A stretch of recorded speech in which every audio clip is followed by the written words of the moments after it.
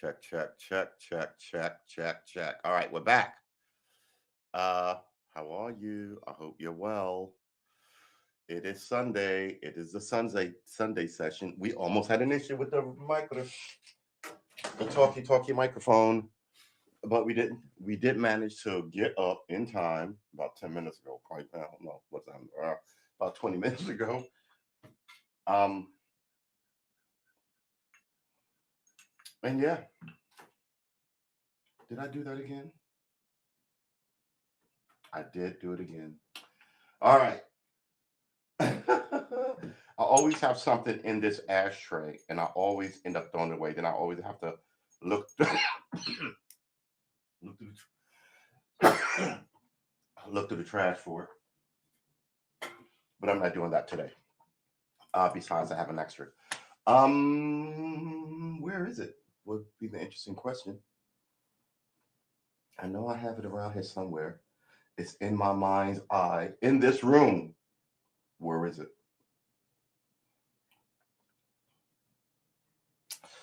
We'll deal with it tomorrow. I hope everybody's Sunday is going well. Uh, hey, William, you're up early. I hope you're doing well this Sunday.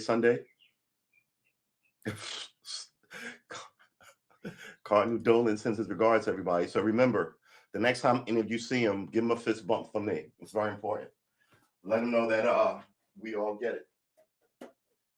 I am not going to have this thing in my head because I know where it is and I'm not stressing it, but I just want to make sure I'm not crazy. How about that? It is not where I thought it was. All right. Well, we're already having one of those Sundays. I'm not going to look for this thing, but man, it's in my mind's eye. I can see it. So let's get into it. I have coffee and other shit to do other than look for bits and baubles. Here's my phone. It is Sunday. It is cold AF in the beautiful land of Virginia, and standard things are applying, I guess, in our grand country, which always is looking out for us, the little guy. Um, I don't really know what that is. So we got together yesterday, which was about 12 hours ago. The, the Sunday turnaround between the Saturday night and the Sunday morning show, the shortest turnaround. Uh, and then the longest turnaround is the Sunday morning show to the Saturday evening show, to the Monday night show, which is a lot more like about 18 hours, right? So you could muck with the news and see what you want to talk about. Black man records woman who allegedly asked him why he's in his own garage. See, that's where we get into a lot of stuff here. Let's talk about race for a second. If I'm walking down this street minding my business and you think I'm doing something, you can think that. You can't come and bother me. Go call the cops, right? Don't get in my face. And this is what's happening. People are happy to be to I think it has a lot to do with racial arrogance and I'm going to teach him a lesson kind of thing. And then you find out that the person you harassed or annoyed is just some random dude. This is really going to bother me, isn't it? I think it is a random dude that you should not have fucked with. And now you got to tell the whole society how you don't have any racial leanings and is not racist. And, we're always looking out for like these guys who were the Arbery. Oh, we did what we did because there were burglaries and there weren't any burglaries.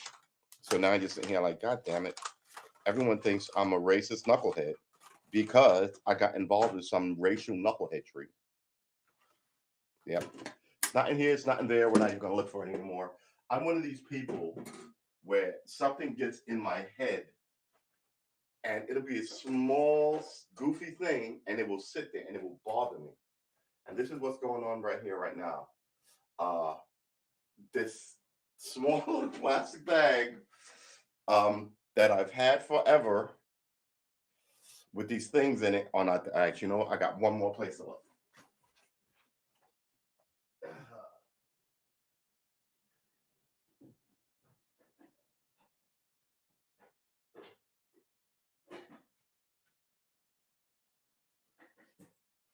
Yep. So here's the thing. I wish I could check my life like this and get more shit out of it. I I'm a creature of habit. I consolidate things in places, and then when I move them after they've been there for years, I have to figure out how to deconsolidate, reconsolidate, unconsolidate, whatever you want to say. These are twosies. These are twosies. These are onesies. All right, but yeah, I mean, it's his garage, right? How it gets more ridiculous, right? Because now, how are you going to say that it's his garage? We have property rights value and all this other grand stuff. How does the judge, and a lot of these judges are not serious either. I've gone over that. How are the judges gonna let you off? And in my opinion, they're always looking. Judges have issues just like everybody else. Some people date blondes, or some people love rap or hip hop music. Some people like X, Y, or Z. Right? Some people always like different shit, and that's what this is. People hate different things, and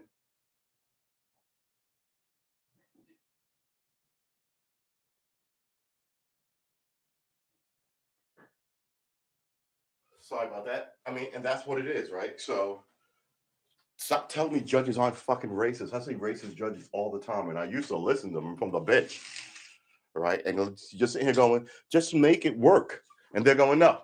And you know why they're going, no? Because those people have a power structure who gets people elected. And the whole position really isn't moral or spiritual or anything, it's just power.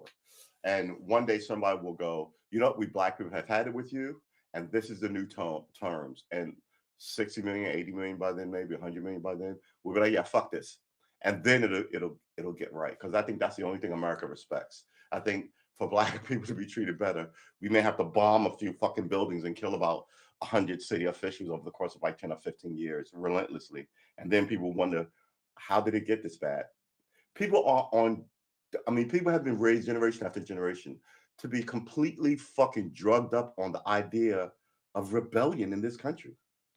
People in the southern part of this country. But don't get it wrong, your enemies want it too. Mm, mm. Ah. But it all starts with this kind of arrogance. I mean, look at the Palestinians. The Palestinians are in a fuck position because of white Western society, we'll call it, who all claim to be Christian and well-meaning. And so is the Haitians. I mean, the Haitians are in the boat they're in because primarily of the French, but the rest of the Western world was fine with this treatment of this place. Africa is a shit show because Africa keeps giving up giant diamonds as big as your fucking head, and they don't want to have to deal with governments to do that. So you deal with warlords because you can fucking wipe a warlord out in a minute. So you sell them guns, and you take all this, and this is what it is. This is what it is. So, and it's going back to what I've been saying forever. The idea that you were able to tell people it was a different reason 50 years ago, and then someone will have to do research and deep dive archive and then write a book, excuse me, and then write a book about how that's not true 40 years from now after you've got all the money and you're out of government. Now that shit is almost instant, right? People hack shit, people leak shit, everything's on emails, everybody gets it immediately in their phone. You don't have 30 years for your con job bullshit. And so now it looks like the whole thing is, well, we'll just be arrogant. We'll arrogantly deny all and keep it moving. And that's a tactic, but that's going to be a tactic for so long before, some new person comes and outs you. Nobody stays in power forever in any government. And not everybody's always part of your team, right? So we'll see. I think we're too big to be invaded, like a lot of these little countries, but that don't mean we're not crumbling from within. And then it'll be a tit for tat, and who are you going to talk to with 400 years of this kind of bullshit? when the violence really begins to break out. This is what I'm telling people. I think when it breaks out in the Black community, it's going to be legendary because it's going to be a long time in coming. And on top of that, you won't have any mediators. No one trusts the religious people anymore. Fuck them, right? Everybody's talking about get that money, fuck this person, kill that guy in music. So like violence is already accustomed to young people. And when someone can direct that shit, it's, I mean, in America, it's talking about like people like to think that America solved that shit immediately. That America can't solve a lot of fucking problems. And the media tells you that problems are solved or problems that you should be talking about, the media stops reporting. So you that they're gone from your eyesight, whether you think they're solved or will be solved later. They're gone from your eyesight. So we'll see, man. This whole environment uh, is getting a little more dire, and people act like it has to be fine on Sunday and a horrible shit show on Monday, and that's not the way these things work. These things are a slow glide into the trees, and that's what we're doing. Every step, the rich get more secure, and the poor get more infirmed, more sick, more feeble, more angry, right? Because of their their place in this place. It's not acting like no one works. A lot of people work and work really hard. They can't afford to move out or whatever, right? I mean, there's a finite amount of money. There's a finite amount of money. It's not infinite. And then people have come up and swallowed it all up in their private accounts, put it in overseas. Other people get money from foreign governments to do bullshit here. So we will definitely see, and I tied all of that to this woman who, excuse me, whose arrogance of checking on this guy. Do we want to look? I mean, no one died, but I mean, it is just, oh, come on, lady, what are you doing? Um, yeah, the Karening is a thing, but it's not just the ladies. Cops do it. It should really have another name. It used to just be called flat out racism. Now it's this lovely title of, but yeah, nobody wants to be that person, I guess. But I've got this thing right in my eye line. Nobody wants to be that person, but you know, you're that person. At least be tactically smart and cover that shit up. And people can't even do that. They've got to be instantly outraged about something going on. And that's the one that hit the paper, right? How many times did this nonsense happen? There wasn't a camera around, no one hit the paper. The guy was like, mind your business and get out of here and let it go at that. I really do think that every time one of these things kind of happens, 10,000 people go, oh, that woman lost a $300,000 a year gig, right? At the not warehouse, the advertising agency or the law thing or the and then their employer, ex-employer, they all do the same thing, release a email or a statement. We here at the state the name of the company, value independence and people and right to, we don't think you should be discriminated against on color or race or gender or da da da. They give the standard pro forma letter, and these are not our values, and so no longer works for the company. Right. They get a nice, hey, our name is so clean. We don't know who that woman is or that guy is, and we wash our hands of them, and that's it. Then that guy's got to go get another $300,000 a year gig, uh, which comes like, I'm sure they asked him, why'd you leave your last job? Were you gonna lie to him? I got into a racial spat. That's not good for us. We don't want that. We've got our own HR problems. Well, we're gonna hold your they're not gonna tell you that, but they're gonna go, we're gonna hold your XYZ and call you if we need you. But thank you for the interview. And then before you know it, you wonder, how did my life slide? Those damn people or whatever. I always wonder, people after people do this stuff, I want you to look into them in a year. Not badly, like, look at it. This is that woman who yelled at that black guy, right? Just go, well, what happened since then, miss? And maybe she got a new job. Maybe she came to God. Maybe she started going to church. Maybe she met a black dude who changed her view of black life and black culture. Maybe she doubled down on it, right? But at least you'll go, oh, okay, I get it. She either had it, not an epiphany. Epiphanies happen before the bad thing happens. But maybe she came to, uh, uh, how would I even say it? Maybe she came, I was about to say she had a come to Jesus moment. It is Sunday. Uh, But yeah, I would like to see, and not just that one person over there in this part of town in the south, but this place over here in the north, and this, it's got to be all over the place, and it's got to be a wide assortment of scenarios, not just police shootings, not just arrogant white ladies in your face in your apartment, right? All these people who ran up against racial nonsense, and don't interview both of them. Don't make it a he said, she said. Like they both have a just okay. You did this happen. This is on tape. You were fired for it. Since then, what happened? Now that all the court casing and the firings and no one can sue anybody. One of my not my favorite stories.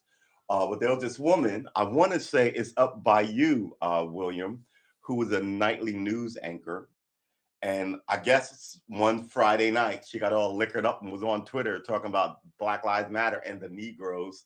Not Negroes, she didn't say that. But whenever I'm being smug, I always use like these ancient, outdated terms. Um, and sometimes I'm just uninformed. I still use the word Indian and not indigenous because I think indigenous is stupid. I'm going to talk about our indigenous, who I call Indians, but apparently that's been the wrong term since Columbus showed up, right? Um, and just because I'm used to it and comfortable with it does not mean I should not change my own flow. Indigenous. Maybe I should use that, like make it an active point to switch it out. Doesn't matter what I like it. I think I told the story about the guy who tried to be cool with us when we were like 16, 17. He called us all coloreds because that's the word he grew up with, right? He was like, oh, we're like, no, we're black. He's like, oh, that's it. That's all right. All right. No animus from me because I know history, but other people were like, he obviously racist, and that's just ridiculous. Just because you misspeak. And the dude was cool.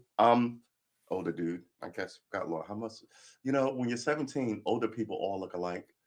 They all look like older people, and then they look like really old people.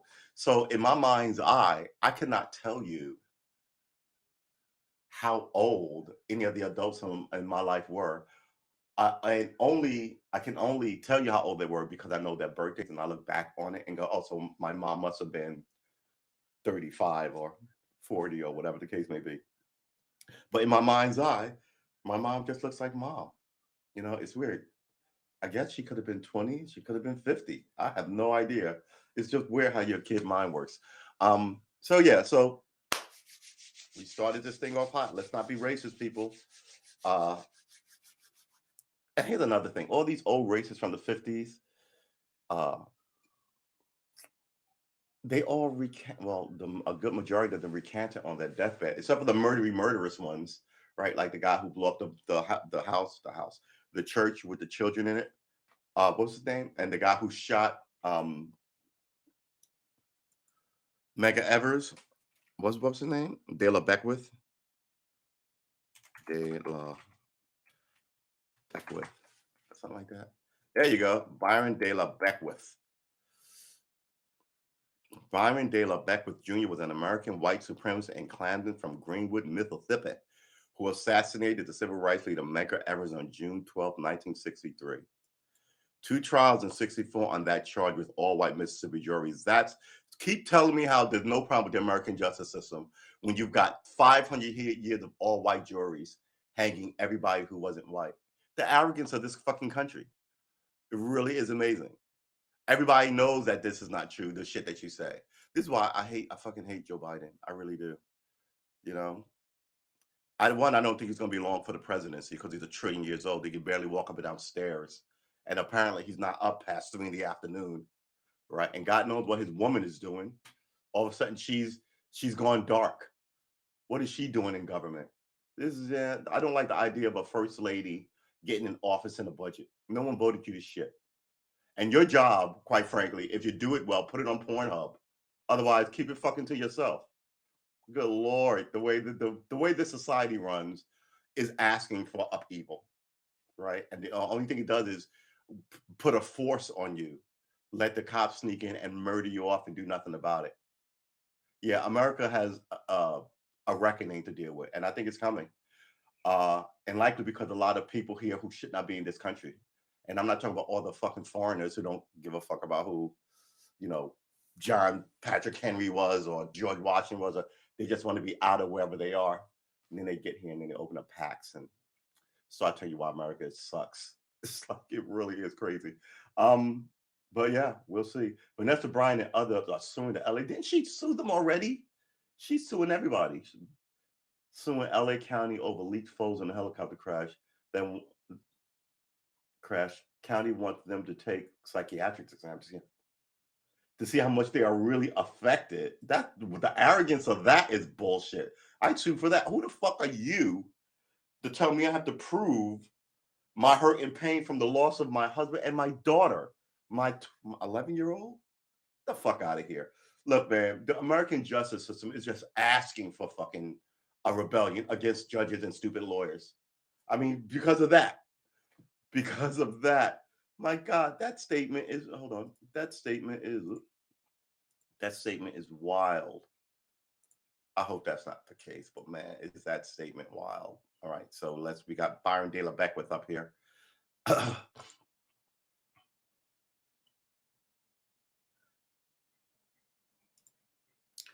Okay, so we're gonna look this up because this sounds crazy to me.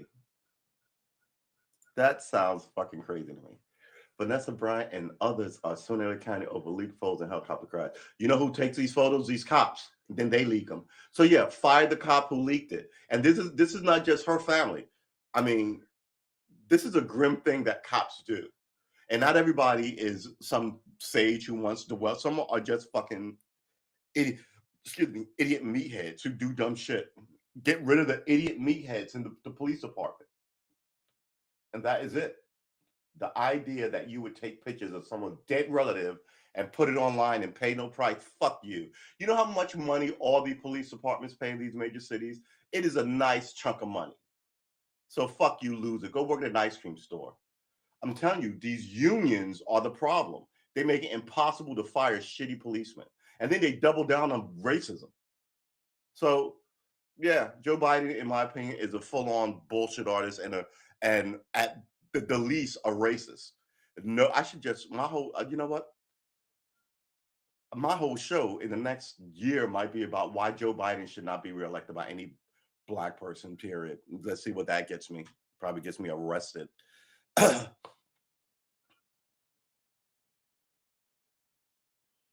And this is the thing about murdering someone. Yeah, you and your boy will be like, yeah, we did that shit. Fuck him, ha ha ha ha. Whether it's racial or hip hop, gang related or whatever, time still flows, right? You're still going to be running for that. You will look up one day after doing this stupid thing at 20 or 30 or 40 and look up 20 years later at 40, 50 or 60 when you have a wife and kids or trying to retire from whatever, and someone will knock on your door about this thing that you did with new evidence, right? And this is what happened to him. I live in the South. We kill niggers. No one's ever gonna protest. Look at my all white jury. I can see. Bam, times change. 20 years later, die in prison. You piece of shit.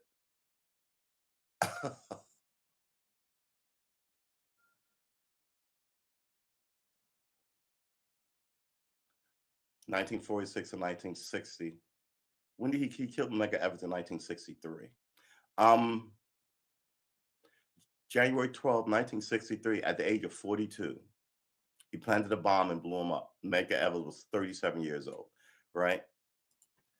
Their trial, all white jury. Come on, seriously. Don't tell me about the greatness of the American justice system when the first thing I say is all white juries, which has been going on forever.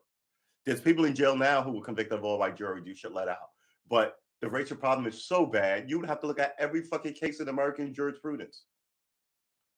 All right, we're beginning to have video problems with the app again. It happened yesterday after not having happened forever, and now it's sort of back. So, um, I think this restreamer, it started out as a shit show. It made me mad all the time. Now, whoever you guys are down in the Haps dungeons, you Hap elves doing your magic, you fucking improved a lot. Good job. I mean, a lot. I mean, over 4 months. I mean, that's unheard of progress. I think. Good job. I would totally recommend this restreamer. And forget what I said earlier. Like I said, it wasn't making me crazy. And I am a person who wears my emotions fairly close to my surface. So if I like you, you know I like you because I'll talk about you in your presence highly. And if I don't like you, you know I won't like you because I won't say shit to you. And if you insist on me saying shit to you, it won't be. I won't say it won't be kind. It'll be. It'll be. What's the word? It's not pablum. It is polite, but it's not engaging or a sense of connection to anything. 1994, right? So you killed them in 1963. 31 years later, they knocked on your door and threw your ass in jail for it. By the time De La Beckwith was living in Signal Mountains, Tennessee, he moved from Mississippi. He was extradited to Mississippi for the trial. Before his trial, the 71-year-old white supremacist had asked the justice to dismiss the case against him on the grounds that it violated his right to a speedy trial. Now you want to follow the rule of law after you snuck up and murdered somebody. Now you're talking about your speedy trial, due process, the protection of double jeopardy. The Mississippi. Here's the thing: they catch me for murdering somebody, and all the people on the trial on the court let me go, and then they try me again. That's a double indemnity. You can't do that. But if they find that there was an anomaly with the jury or with the trial, they can try you again. So if they found that all black trial let me go, that's not against the law. But I mean, that's the problem with the racist thing. What you can't prove all those white people were racist, but you can draw inferences if that's all that ever happens in that state, and the state has a history, right? So you can say that the jury was fucking broken, right? And it denied right to a fair trial to the victim of this by rigging this jury in the case that and not just that. If you're going to talk about the fucking jury, you better talk about that judge who presided over it, the prosecuting attorney as well. America's justice system is fucking corrupt. And it's not just this one cop who did this on the street or that one. It's the whole chain from the arresting cop to the prosecutor to the fucking judge and into the corrections department. The corrections cop killed just as many people as cops do. Yeah, I'm the weirdest pro cop sounding guy you're ever gonna hear, right? Yeah, I don't want to be murdered off and have nobody pay the penalty for it. Yeah, I can't be a Democrat anymore. They don't. I mean, Democrats don't make any sense to me. You just keep taking my vote and you're doing nothing for me.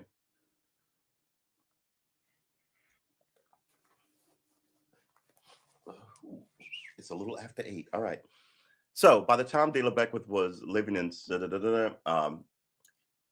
asked the judges to dismiss the case due to fuckery, essentially, speedy trial, due process, and protection from double jeopardy. The Mississippi Supreme Court ruled against his motion 4-3. See, so I got racist there, and the case was scheduled to be heard in January 1994. During the third trial, the murder weapon was presented an Enfield 360 caliber rifle, World War II rifle, with Beckwith fingerprints on it. Beckwith claimed that the gun was stolen from his house. Here's the problem with stolen guns. Why would it still have your fingerprints on it? Right. I may handle it with gloves and not put my fingerprint on it, but the gloves will smudge any fingerprints that's already on the gun. If I'm selling the gun to somebody, maybe he's got gloves on, maybe he doesn't. But if he doesn't, his fingerprints are now on it. So now you have one new set and one old smudge set. Right? Or maybe they both got guns and it's only your fingerprint. Either way, the way you hold the gun, everybody's going to have fingerprints in the same place because everybody holds the gun similarly, right? Nobody holds the butt like this, the flat end against their palm and shoots so everybody. So this whole could have been anybody. The only thing that I've heard that was ridiculous is they arrested a rapist, uh not a rapist, a killer, for murdering his girlfriend, and they lived together. And the guy was like, I didn't kill her. They were like, we found your fingerprints and your hair all over. He was like, I lived there. And they took him to trial. And the judge was like, this is stupid. You're going to find his DNA in the house he lives there. Right? He hadn't lived there in months, though. But yeah, his DNA, his hair, the flakes of his skin, he lived with her for like 5 years. I mean, you can vacuum and wipe that, but you're not going to get all that. You're not, you know what I'm saying? And the idea that they were like, yeah, we can send you to jail for it. The judge threw it out, and rightfully so. Rightfully so. How did they arrest you for having DNA in a place you lived recently? All right. He claimed the gun was stolen. He listed his health problems. Yeah, old people get health problems. But, it's not what you did as an old man, it's what you did as a young man. You murdered somebody. Lack of energy, and kidney problems, saying, I need a list to recite everything I suffer from. And I hate to complain because I'm not complaining type. Well, then don't complain. The 1994 state trial was held before a grand jury consisting of 8 black people and 4 white people. Yep. February 5th, 1994, whether he was innocent or not, I think those black people, look, it was no, I've never seen in my life an all black jury on anything. I've never seen an all Asian jury. But then again, I'm from New York, right? So you can get a wider swath of people. But I'm assuming if you're in Montana where there's few people and a lot of space, you can get a town as big as 100 people, like that district, with only white people. Then I want my venue moved. I mean, America is a racist place, and all the people in charge keep it that way because it's their power. As while telling you that it's not racist. I mean, this is Biden's problem. He's sitting here telling you America isn't racist as he's trying to get votes from black people. This midterm election is going to be fucking hysterical. It is going to be absolutely right, and I'm laughing about it already. And I'm telling you, this here in Virginia, we have an election with Younger. What is his name? Youngest, whatever his name is, and the former governor before this governor, who's a Clintonite and a fucktard. Excuse my language. He doesn't do shit for anybody, and now he's going to try and guilt you into voting Democrat because this guy believes in Trump. Like Trump is not a religious figure, and this is what they. This is how stupid they think you are. I'd love to run for governor, but I talk like this. I think I'd be interesting if I could be kept around up until the primary, because then I think I could get rid of all the dead weight. And I think a lot of the dead weight isn't new politicians. It's people like fucking these old Clintonites who won't go away, right? And I really do think the next people who show up in the seat that is the people's seat, it's not his seat or anybody else's seat, should look into the last group. But the energy of the country is so that no one trusts anybody, and everybody's a liar in government. But if you look at it with like, yeah, he was taking money from the Chinese, that should be allowed. But it's whole, I won't say anything bad about you. You won't say anything bad about me. It's really a thing because they say bad shit about each other all the time. What's really going on here is uh, we corrupt Democrats won't put you corrupt Republicans in jail, and you corrupt Republicans, we're in charge. You, excuse me, you won't put us corrupt Democrats in jail. And that's what you have. That's what you have. I would hope so. I mean, how would you not endorse him? Right? He's a city son who's got a good record. And you may not like his record because he's some people say he's more Republican than Democrat. But that's all cops. I'm pro gun when I was a cop in New York. There was a lot of shit I didn't like that the cops did, but a lot I totally agree with. I'm pro gun, right? Um, a lot of people, Democrats, aren't. Uh, between you being the wallpaper, I'm anti-abortion too. A lot of cops are, and a lot of liberals aren't. But I wasn't going to switch my voting record or anything. And some of this stuff, I'm like, I wish it was different, but it doesn't really stress me. So I'll support you if it more. But then I was like, nobody supports what I support, and I'm supporting shit that other people that I don't even agree with. Della Beckwith appealed against the guilty verdict. So the 8 black people and 4 white people.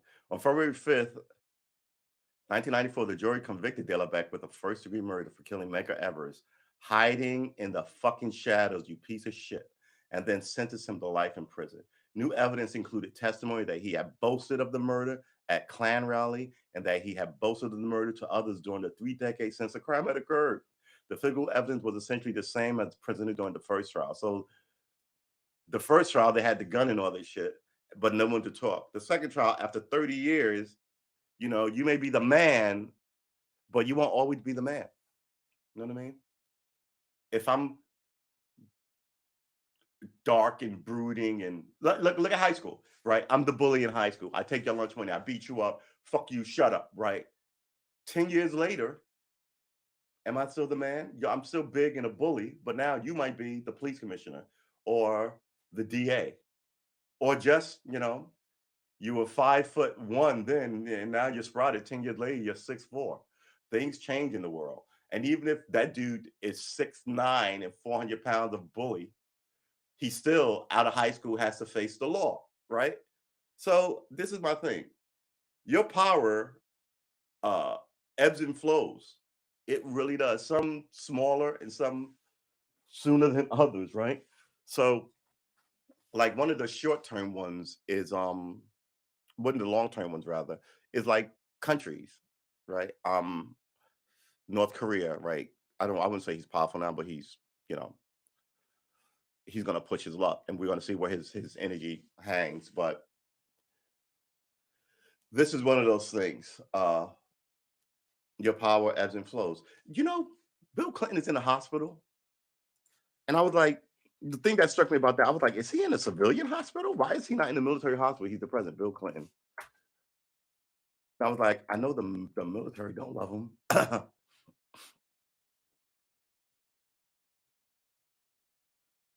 Jeffrey Epstein believed he could make a deal with prosecutors by revealing what their boss did evil shit, by revealing the secrets of Donald Trump or Bill Clinton, a new book says, and selling books. Shut up. I don't believe you. I don't believe you. Bill Clinton to remain in hospital. All right. For hospitalized for infection. All right. University of California was admitted to the University of California Irvine Medical Center intensive care unit. So he's in a civilian hospital. He's for urinary tract infection, right? Normally, this is something that they would transport him to a military hospital for. Why is he? You know why? Because the military does not like Bill Clinton. They really don't. He was admitted to the ICU for close monitoring and administration antibiotics and fluid. He remains at the hospital for continued monitoring. According to a joint statement Thursday, even Dr. Alpesh Amim got a lot of fucking Indians in this country in the last 30 years. They're another group that's outpacing us black folk, and you're sitting here wondering why. Because hate is a thing, people. Um, Chair of the medical medicine at UC Irvine Medical Center and Dr. Lisa Bardock, Clinton's personal primary physician. They said that Clinton was in the ICU for privacy and safety, not because he needed intensive care. So if he's there for privacy and safety, why does he have to be there? If you need, send him to a military hospital. This whole thing about him not being in a military hospital is wiggy as fuck to me. It really is wiggy as fuck to me. Um, Considering they will hold the president's secrets tighter than a civilian hospital. Clinton has been in good spirits, talking to the family and staff, and has been up walking according to both his doctor and his staff. The 42 president that he has been in the hospital, but is chatting and joking. Oh, look, he's always chatting and joking. He's just someone. I don't. At this point, I don't believe any of this. I just believe that people say nice things about Clinton. Period. Right? Who's perpetually happy and shuffling around? All right. Uh, I don't know why he's not in the military hospital. De La Beckwith pleaded. He bragged about it at Klan rallies. Yeah. De La Beckwith appealed the guilty verdict, but the Mississippi Supreme Court upheld the verdict in 1997. The court said that 31-year lapse between the murder and De La Beckwith conviction did not deny him a fair trial. He was sentenced to life in prison for first-degree murder without the possibility of parole. De La Beckwith sought justice review in the United States. Of course, he did, but his petition was denied. In law, certiorari, certiorari. All right, here we go. Let's look it up. Certiorari. Certiorari. Certiorari. Certiorari. Oh, excuse me. A writ or order by which a higher court reviews the decision of a lower court. Okay. Sir, hold on. What is this again? Certiorari. Certiorari. All right. All right. Um, the court said 31-year lapse. If anything, you got to walk around for 31 fucking years, you piece of shit. Uh, barbecues and all this shit and bragging about it. He was sentenced to life imprisonment for first degree murder. without the possible parole. De La Beckwith saw judicial review. Everyone should get parole. I don't care what they did. And life in prison, maybe your parole should be after 35 years. 35 years is long. But the idea that no one ever gets parole on one end, and on the other end, all these criminals in government never ever get looked into is just fuckery. It really is fuckery. Um, it's a way to warehouse lives. De La Beckwith saw judicial review, but they said no. On January 21st, 2001, De La Beckwith died after he was transferred from prison to University Medical Center. He was 80. He had suffered from heart disease, high blood pressure, and other ailments for some time. What is this other ailment shit? Uh 1980. So he did this thing in 2001. So he only did like 7 years in jail.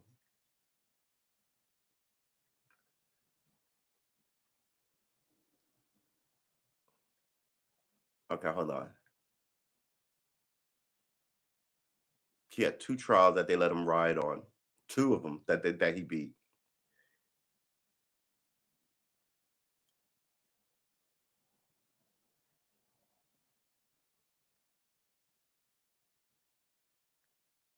He planned to murder A.I. Botnick, director of the New Orleans-based B'nai B'rith Anti-Defamation League. He was about to kill the head Jew too.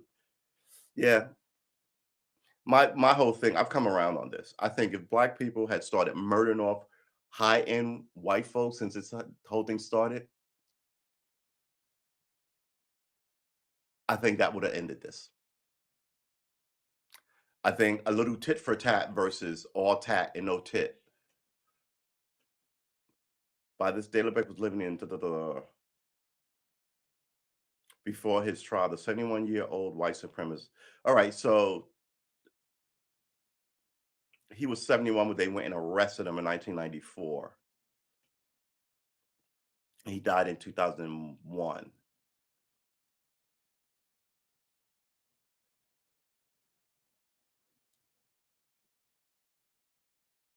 So yeah, okay, so he was convicted in 1994. So he did like 7 years in jail. 94 to 99 is 5 years. 9 and 1 is 4. All right. He did 9 years in jail. That's impossible.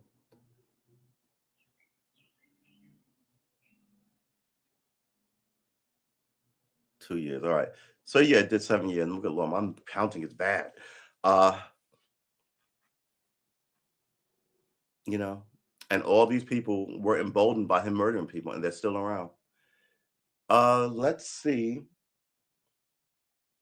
what Eric Adams they said about Adams in the paper. I am pro Eric Adams. I've said that before, and I think I used to like Curtis Lewa, but then Curtis Lewa became a raging Republican asshat with racial tendencies dripping from him, racial animus rather. What is this? Daily News the. It just says the. That's hysterical. Eric Adams for New York City mayor. The Daily News endorsed an NYPD veteran and Brooklyn borough president to lead the city. He was a police captain, and the only reason why he wasn't the chief because the races are above him wouldn't promote him further, and they didn't want him to be a chief. They didn't want him to be a captain, a lieutenant, or a sergeant. They would not promote him on any of those exams, and he had to sue for every single one of them. It's a list, right, of 100 people. So we needed every time a sergeant retires, they bump you up the list, and they just kept dropping him back behind the list. They wouldn't make him a sergeant. Just we run this city, and we're all racist, and you can't do anything about it. And that's really where we are. At what code it? Totally in for Eric Adams. I hope he doesn't fuck this up. I was not in for De Blasio, and he got 2 terms. That jackhole. He's just so ineffectual. Um, at what we pray is a tail end of a pandemic that's stolen nearly 35,000 lives and nearly 500,000 livelihoods. It's taking more than 35,000 lives. People, come on. 500,000 livelihoods. A city, but I guess they're talking about in New York City. A city budget flush with federal aid is A city budget flush with federal aid is weighed down by huge out-year deficits. As the work from home revolution took root, more than 850 million in commercial property taxes are gone. Yeah, from the next fiscal year budget, and neighborhoods throughout the five boroughs reel from violence.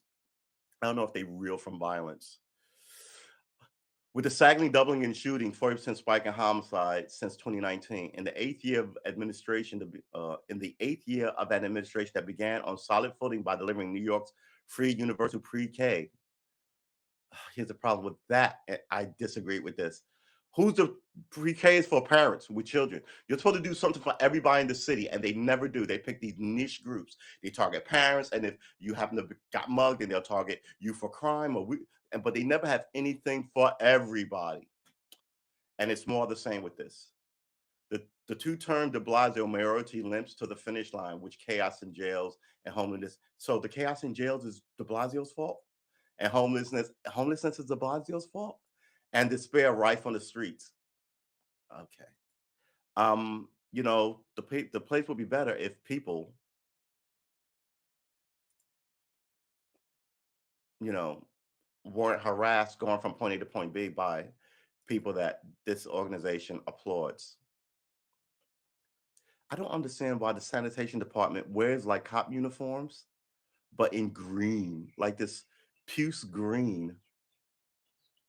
I get not white because you get dirty on it and it'll look disgusting, but maybe deep gray. I don't know. Green? Why green? And it's just pea green. Um, when there's a fork in the road, Yogi Berra said, "Take it." There's a fork, and the mayoralty candidate to lead us the right path is Eric Adams. When there's a fork in the road, take it.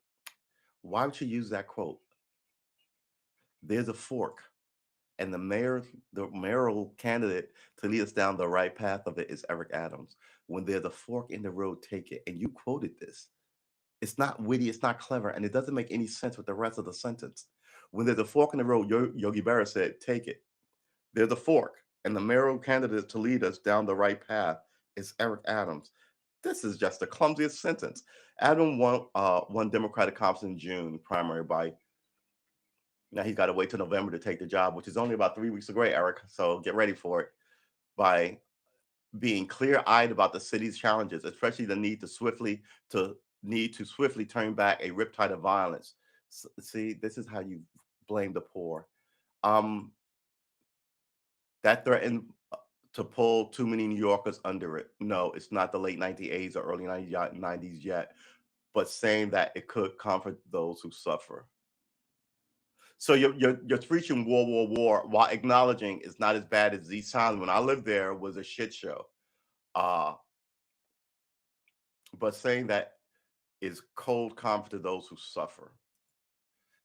While many candidates pander to progressive actors by taking future growth for granted and making impossible promises on government spending, Adams offers himself as a relative pragmatist, unshy about catering to the businesses on whose fortunes New York City will rise or fall. Equally important, he has shown a willingness to learn and embrace creative solutions to our biggest problems. Really?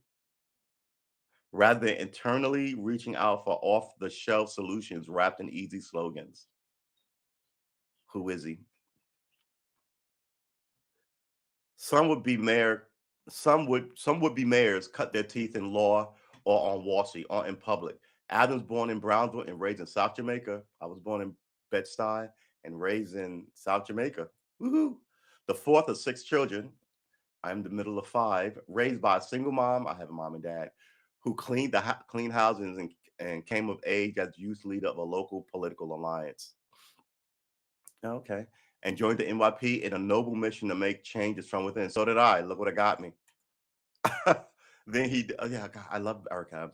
That he did building a career began in the mid 80s, rising and maturing through the ranks over the subsequent 2 decades. Just as the department became more professional and efficient and data driven. I would disagree with this the whole statement. Department became more professional. I would totally disagree with that statement. It was by merit that he took and passed the test to become a sergeant, then a lieutenant, then a captain. You're leaving out a lot of shit about his sergeant, lieutenant, and captain. He ascended no further than that, likely because future promotions were discretionary and Adams had less interest in making friends than in making noise and promoting justice. Indeed, he made many enemies as he attacked the police brutality and entrenched racism within the department. That's why they did not promote him. They could have made him not overseer, but they could have made him chief and had him look over the racial animus and made it better way back then. And they chose not to. They chose to double down on this Brian De La Beckwith bullshit. And how many people are dead because the NYPD doubled down on racism and, quite frankly, racial murders while they was trying to fire him? And who was for them? Everybody. All the city fathers were for the cops and against Eric. So this tells you who was racist back then. He's gonna want to have to shake some of these fucking people's hands.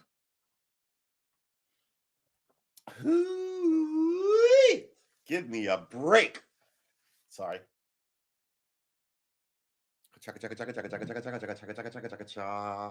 It's cold. All right. Should I close this window?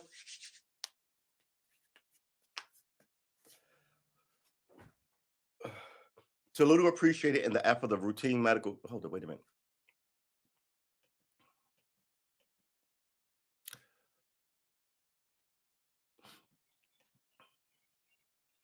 Okay, we're in the who he is department. Change thing. You're too brilliant. Entrenched racism. That was a hard road, but it was the right one, and it speaks of his perhaps unique ability to bridge what are now chasms of distrust between cops and many communities. This is what I said before. I was like, look, listen, no one trusts the cops in New York City, right? I'd say, I don't know cops in your neighborhood. I know the New York City Police Department, and no black people should be listening to them. There should be a out and outright boycott of doing anything any fucking cop says. And when a cop put his hands on you, everybody in that town should come out. Everything should be a giant conflict. And then the cops will go, well, how do we fucking stop this? Who can we talk to? Maybe we shouldn't mitigate some of what we're doing in these communities versus fuck you, I'm gonna do whatever I want to you, which is where we are. There is no leadership in the black community. There's none. There's none. People say shit to get rich. I mean, if there is leadership, it's Eric Adams. But people won't say that because he's a cop and they hate cops. But why do you hate cops? Because they treat me badly. So wouldn't the guy who can stop them from treating you badly, wouldn't you be for that guy, even though he's a cop? Are you for your continuing hatred, or are you for solving the problem? And it seems to me like most people are just for fucking continued hatred. No one solves anything anymore. It makes me fucking crazy. So yeah, I crawled into a bottle and a coffee mug and oil painting and learned to guitar and back on family. And that's what I crawled into. Because I said it on here. I don't talk politics with people I don't talk politics with people anymore. But mostly I this started out with me saying I don't talk politics with white people because you'll go around forever with this bullshit. And I'm talking about white liberals. I would talk with conservatives. Maybe they'll give me a better argument. But progressives, what they used to call liberals, who did nothing and just changed their name and now browbeating you to vote for the Democrats because they want you to. You haven't done anything. You have no right to show up here and tell me how I should vote, you fucking piece of shit. Right? Because this is what it looks to me like. It looks like you say this, a lot of you don't even show up to any of these marches. Don't worry, the marches are over. But when you did, you just took selfies and da-da-da. And then when it was your time to vote for me, go into a voting booth or on a jury or anything, all I ever got was nothing that I wanted. You know, I think the first time of them realize, oh, we might have a problem here is with Hillary Clinton. They're just going to come out and vote for you. She demonized black men, right? Predator, what you call this? App predators or some shit. But we're supposed to go vote for you? Get the fuck out of here. And then when it didn't happen, she blamed us again because the black people didn't come out. And someone had to pull her aside. That lasted for about 3 days. Someone had to pull her aside and go, this is still our largest fucking contingency. Maybe you shouldn't alienate them because you lost. We still need them for other elections. These people. Yeah, so yeah, I follow politics more than I follow sports. And my problem with the community is people would rather follow sports and talk empty uselessness in barbershops than fucking talk about the issues. And barbershops, by the way, are not church. When I was going to barbershops, I was just going to get my hair cut, not going to talk to anybody. Who hangs out in a barbershop? That's movie cliche shit. You hang out, you get your hair cut, and then you leave. You don't show up tomorrow unless you own the barbershop or you work there. And then I look up and TV is telling you how the barbershop is the like the lifeblood of the black community. Get the fuck out of here. It used to be the church. What happened to the church? And when it's not the barbershop, what will it be? Walmart? Stop making stuff up. Um, yeah, I had a noble mission to change it from within too. How did that go? Then he did building noble is let's get the last freaking paragraph. Some of who is he? Okay, so actually we went past this. He attacked police brutality and entrenched racism. He made many enemies. Ooh, we should click on that because there's a fucking article about the enemies he made. Uh, that was a hard road, but it was a right one, and it speaks of his perhaps unique ability to bridge what a unique ability to bridge guys. I think it's his unique ability to take punishment because he didn't actually get to do anything. Uh, but the people had enough love for him that they made him borough. They made him a state official and then a borough president, and now he's about to be mayor. And that might be my first trip back. Just hopefully maybe get a photo and a picture with the mayor.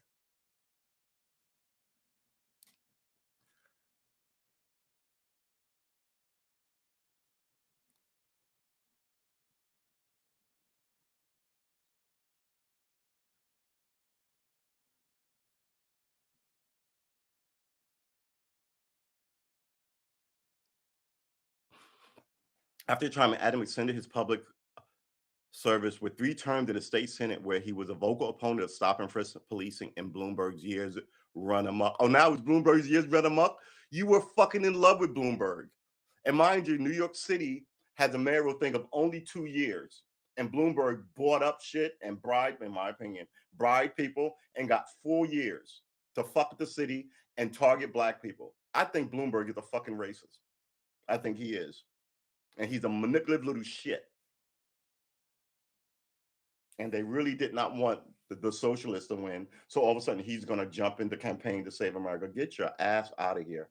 I'm telling you, man, if these people are not careful, they will bring back the age of assassinations. And people are like, how did we get here? I'm telling you how we got here. I'm fucking telling you. I'm telling you how we got here. The people in charge was like, we can do whatever we want. They won't ever do anything. And eventually, people will go, it doesn't make any sense to march. It doesn't make any sense to vote. And other people will be like, fuck these people. Right? And then it'll start with, I lost my house, my kids, my wife, my car, fuck that guy, right? It'll become personal grudges. And then, you know, that ugly putrid water will run off your table and into your lap. And you will wonder, how did we get here? Because this is the table you set.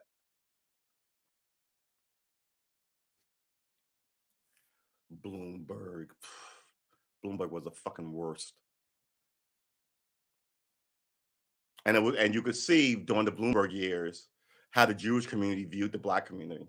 Yeah. So back again, we're all in this boat of we're all Democrats and we're all minorities, the minority black community, the minority Jewish community, the minority gay. But when you look into the tandem, we're all here. These groups are always attacking my group. So yeah. Elizabeth Warren knocked Bloomberg out. What are you talking about? She knocked him out of what? Bloomberg had no I would Google search this. I don't know if it'll come out. Um Bloomberg had no national appeal. He didn't. He had money and name recognition, but everybody thought he was a skeezy little shit. Oh, right, right, right. Yeah, right. Just like what's the name did to Kamala Harris, called him on all his bad bullshit. Yeah, exactly right. Bribing people and just talking shit. I mean, yeah, he was sketchy from the go. Bloomberg years run him up, and 2 as Brooklyn Borough president. He may end up being a senator, and he should be. Too little to appreciate in the effort of routine medical checks in early 2016, in which Adams was diagnosed with type 2 diabetes. His sight was at risk, said his doctor. So were his fingers and toes. Adams found personal discipline, ditched processed food and meat, and regained his health. For some politicians, such a scare becomes pure marketing tripe. Adams was truly transformed. The experience put him on a path to becoming a more mature man and leader. More mature man and leader. The dude is like 60.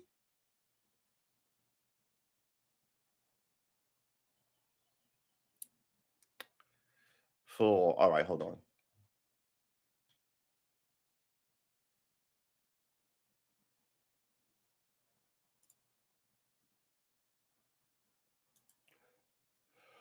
Oh, yeah. I don't mind. Sorry. I know. I need to load up something. Get what you want. I'm gonna put this here. All right.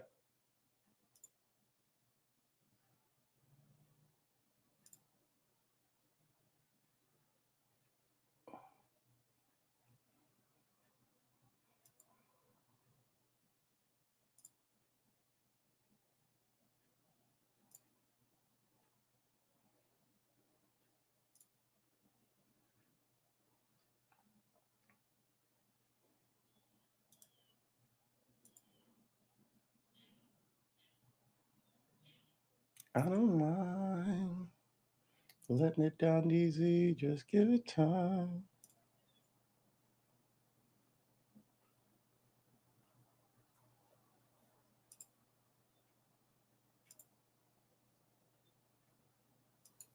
All right. This is what I'm leaving you with. I'm going to be back in about 5 minutes, maybe 3 minutes. But I'm going to give you a cooking video while I go do this. You ready? Cooking video. Oh boy. All right, here we go.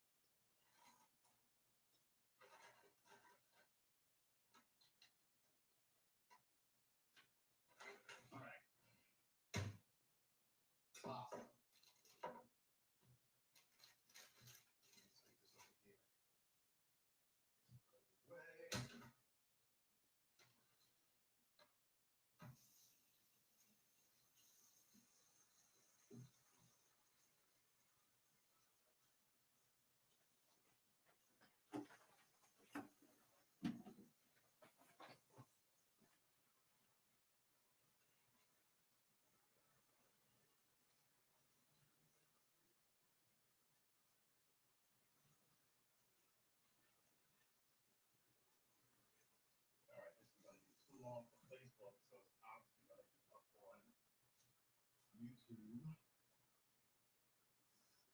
These things are great. You should buy a whole bunch of them because trust me, they're easy to wash than destroying paper towels all over the continent. Because everyone across the world is destroying paper towels all over the continent. These can be easily washed. All right. Let's try not to cry.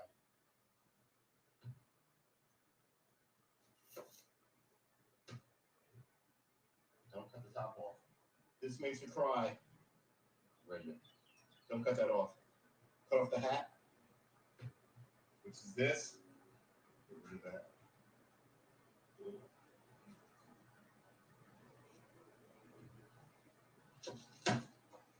So now I'm going to need this eventually.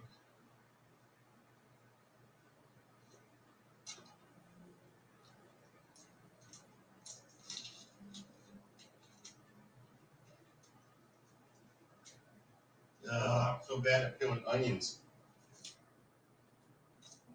Always take off more than necessary, but when I don't, I get that hard top layer. All right. A little scarring, get that off.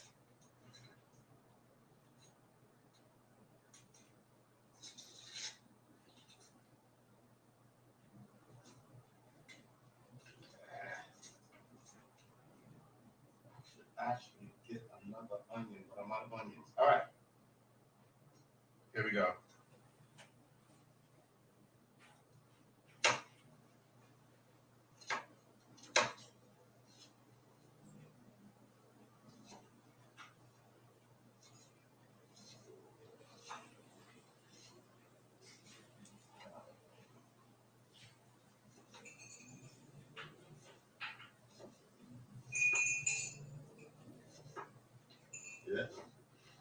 is what happens when you.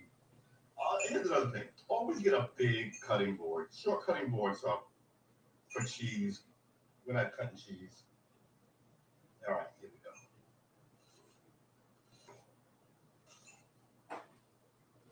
Excuse the sound is trash because I really need to put up a video. I'm kind of half in my own head about a lot of things during this pandemic. And people who should have left me alone don't leave me alone, even though they said they want to leave me alone. So you get into this mindset, so you better cook. Cooking clears your head like art clears your head. What? So yeah, I'm beginning to feel a little, good Lord, it's all over the counter. I'm beginning to feel a little teary because of the onion, but normally, all right, so one more time. All right. Quit, chop, 2, 3, 4. Oh. 7. All right.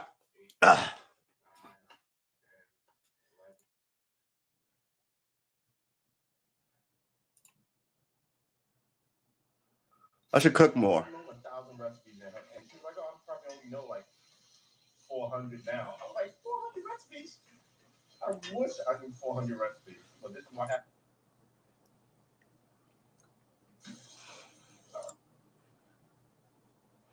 Three. But you two cups of pasta. I do enjoy cooking, but the problem with cooking stuff like this every day. This is a little too much liquid. Now I gotta somehow. Will just wilt, and the wilting is the magic of this.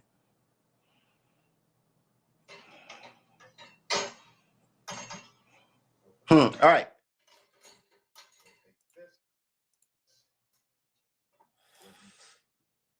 All right. I don't mind. Let you down easy. Just give it time.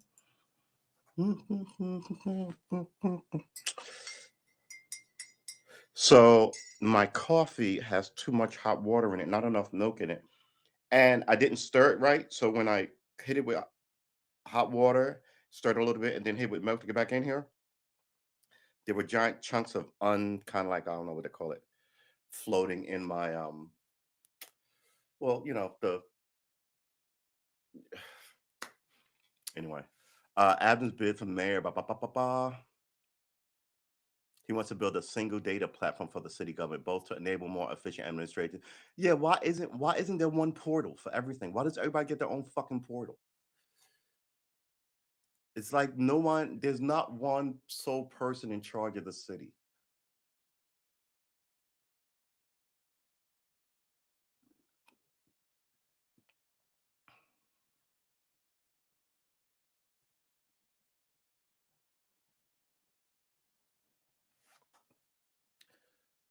More efficient administrators of services to give individual New Yorkers a chance to say, pay sanitation fine, right?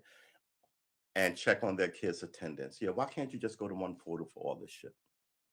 But here's the problem with that. If the portal goes down, the whole thing goes down, and that's a problem. But if everybody's going to keep their own portal open, all those portals should be administered by one group under a larger portal. Just in case it does shift off, you could still reactivate what was once there in another way. But these aren't the people to do these things.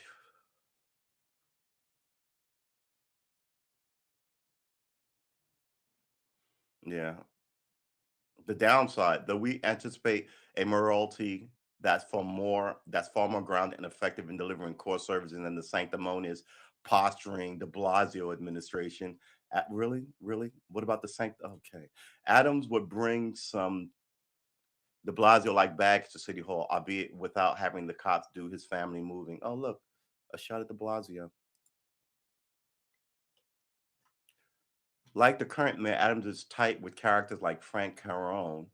I don't know who that is. The Brooklyn attorney and party power broker with fingers in every pot. Like the current mayor, Adams used an affiliate nonprofit to vacuum up cash from donors. And that's the bullshit. Uh, with the business for the city, he since shut it down. Like the current mayor who parries criticism by cloaking himself in the shield of self-righteousness.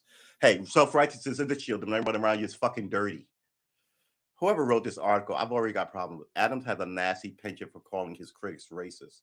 Well, that's because a lot of them are racist. Have you not seen the city? If he wants to unify New York, he must drop it. Says you. And gives who the racist a pass? Shut up. You're an idiot. Unlike the current mayor, and by the way, you should really look into that police union if you want to fucking ferret out racists. This whole thing sounds like a way to get people to look. I'm gonna offer you an olive branch, but you are going to do what I want you to do. That's what this whole thing strikes me as. Mind you, he's not writing this for himself. He represents a paper, right? So everyone always think that these people writing these, it's just their opinion, but no, you are told what to write, what line to go down, and they do it. Now all of a sudden you're talking about he can help with the shut up. Unlike the current mayor, Adams have traveled around the world on the dime of countries with checkered human rights records, while close to home, failing to give clear answers about his personal housing situation. What's wrong with his housing situation? As long as such mysteries persist, his credibility will be in jeopardy. But the good fall outweighs the worrisome. What are you talking about? Who wrote this? By Daily News editorial board. All right, so a whole bunch of people wrote this. It's their bullshit opinion. He was a good pick 10 years ago. He really was. All right. The man who would be mayor, transit cop. I feel you. Him and his dad. I love it. Uh, over the last 6 months, it's been fascinating to watch Eric Adams, who has decent odds of becoming New York City's 110th mayor, characterized as the most conservative candidate in the Democratic primary when it comes to policing. The former NYPD captain has been portrayed in various forums as having outdated, regressive, and pro-police views that will ultimately stymie and racial progress and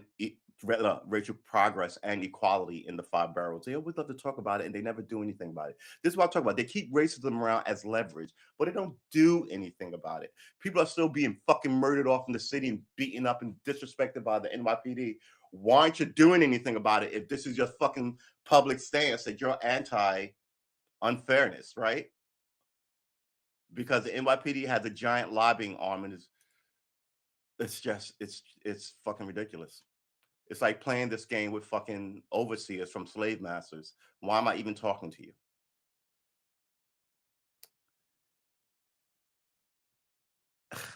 The former NYPD captain has been portrayed in various forms as having outdated, regressive, and pro-police views. What are those outdated, regressive, and pro? Tell us then. That will ultimately stymie racial progress and equality in the five boroughs. What racial progress?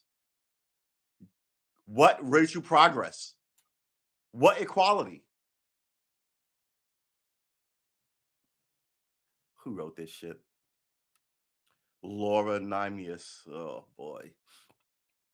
First, let me say that there are numerous issues as valid criticisms raised about Adams, a deeply idiosyncratic individual with a penchant for saying and doing odd things. You sound like you know him personally. All right, let's see what these odd things are. With a penchant for, because I do odd things. So yeah, listen. Oh, yeah, you can't live in New Jersey and be mayor of New York. You can't live in New Jersey and be a police officer. Um, where do you live, Eric Adams? And I think that would be a fairly simple one to find out, considering you got to pay uh, mortgages and you got to pay mortgages and property taxes, right, and all this other stuff for owning a house. Get your mail there, I guess. Well, I guess you can have a mailbox, but mm, coffee. All right, I don't know how you can hide that you live in a different state. And I'm sure it's the mayor and somebody else wants to be mayor and you're winning and they don't want you to win. Why would they hold that a secret? Why wouldn't they use that against you? This whole whether where he lives thing is sort of crazy to me. Uh, uh, uh, Further to that, there are numerous issues and valid criticisms to raise about Adams, the man who would be mayor. This sounds like a hit piece. Namias.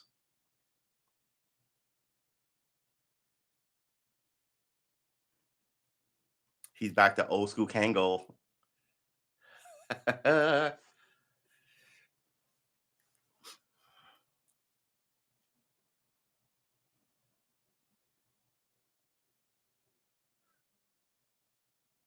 Deeply idiosyncratic with a penchant for saying and doing odd things, and and depending who's doing the listening, make divisive or inflammatory statements.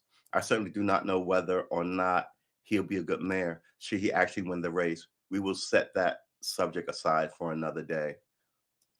You're going in with a hit piece though. Uh yeah, but it's interesting to see him shorthanded by opponents and in some media as something like an enemy of police reform, because many of the past 30 years, he's actually been in word and deed the exact opposite. That's the one true thing I've seen to say. A staunch and consistent police reform advocate and occasionally incendiary police commentator on working of the city's police departments. His views on the policing and what's wrong with it is actually haven't changed that much. So what are you talking about? Over the course of 3 decades, in some cases, his police reform positions were considerably totally beyond the mainstream at the time when he first staked them out. What has changed in the last 30 years are some New Yorkers' attitude about the NYPD.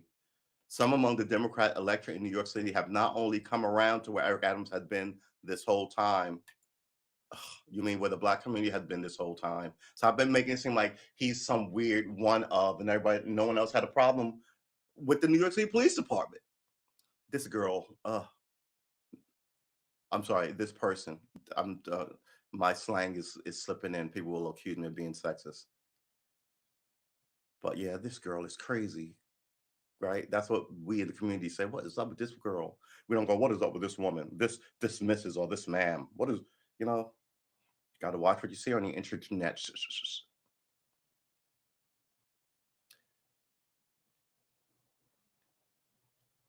New Yorkers' attitude about the NYPD. Some among the Democratic electorate in New York City have not only come around to where Eric Adams has been this whole time and come to fixing the police, they've actually vaulted past him toward a stance on police reform that's so progressive it's post police. What is post police? What does this even mean? What is post? It's so progressive, it's post police. She's not a good writer. I mean, if you're going to be quippy and funny, be funny then. Uh, with more than 100,000 additional absentee ballots yet to be counted and ranked choice votes yet to be tallied, there's a possibility Adams could be overtaken in coming weeks by Catherine Garcia or Maya Wiley. No, there isn't. This is an old article, July 29th. 2 comments. Thank you for this excellent piece. I voted Garcia, but this helps me appreciate Adams. And I said, maybe you should have done that dumb shit yourself, you moron. Ugh. Very helpful. Love the news clips, especially Breslin, which captured the times. Ugh. Breslin was a former cop uh, who did not former cop, uh, uh, what do you have your own byline? Writer, like he had in the back days, right? But yeah, he covered the police and he had dinner with the police commissioner and these police captains, and then his writings were painted by the people he hung out with. So in 1991, Eric Adams was a transit cop and member of the Black police organization, the Grand Council of Guardians. The year before 1990, the city had experienced a record-breaking 2,245 homicides, a number that diminished slightly in 2 years following, but that was still, by today's standard, astonishingly high. You know why? Even by today's standards, you know why it was a because of the crack epidemic. Stop acting like people just run around being wild and violently stupid for no reason. It was reason. It was money, crack money. So all of a sudden, people are just like, well, crime just pimped up, and those people are just savages, and someone. No, you know,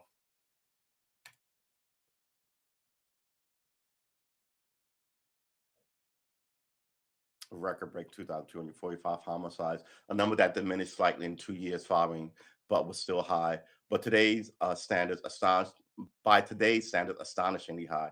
Yeah, I think the city had like 500 people die in the city like this year or last year. It's super way down. The city has the city had its first black mayor, and the police rioted. I remember that. Uh, First black police commissioner, uh, Brown, who was always out of the town. Right, he was originally from Texas, and he was always taking trips back to Texas. So much so they called him out of town Brown. But racial tension and crime were extraordinarily high. You can't blame that on the black man, the black police commissioner. The underlying tone of this is fucking racist, right? That's why the crime was high. Why? Because the black people thought they could commit all this crime because they had a black. You know what I'm saying? What is the point of this thing without while leaving out the number one thing going on in the city, which was crack and violence, right? I mean, the crack dealers weren't robbing like little old ladies walking home. Those were the crackheads, the crack addicts, right? The 90s, boy, I remember them well. I was not happy. This was the year Adams, age 31, started showing up in newspaper advocating on behalf of the transit cop. But 1992, Adams' name began appearing regularly in newspapers by running books of New York City history. Black Cop Seeks Probe. An organization of black law enforcement officers yesterday called for an outside investigator to probe how a Brooklyn van driver suffered a paralyzing neck injury while in police custody. It's the opinion of the Grand Guardian Council that the police department cannot police themselves, said Transit Cop Eric Adams, vice president of the council, which represents some 5,000 black law enforcement officials. Meanwhile, there are 40,000 cops in the city, and 5,000 joined the Black Guardian, but the others were still part of the regular PBA, which is only run. You can go to their PBA and look up what they look like, as they tell you no one's racist. Adams said he had not concluded there was any wrongdoing on the part of officers, but a question mark is in the air as to why most allegations of unnecessary force against prisoners involve white officers. The Brooklyn District Attorney and the Police Internal Affairs Division are investigating. Investigating the circumstances surrounding the August 11 arrest of van driver Robert Eilnis by officers of the 63rd precinct.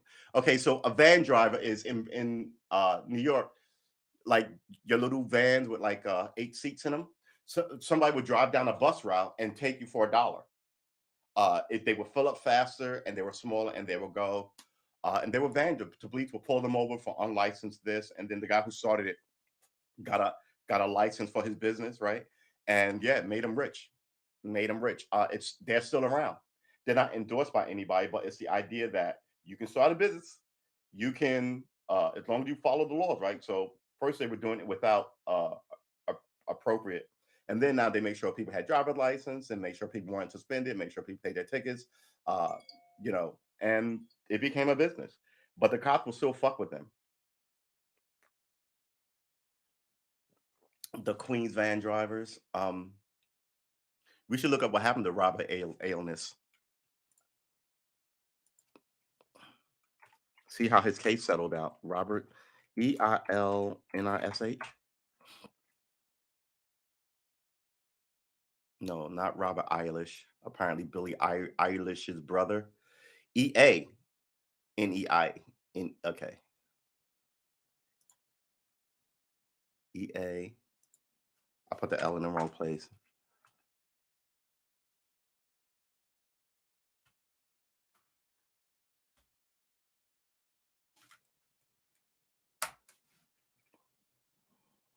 He's not even in the.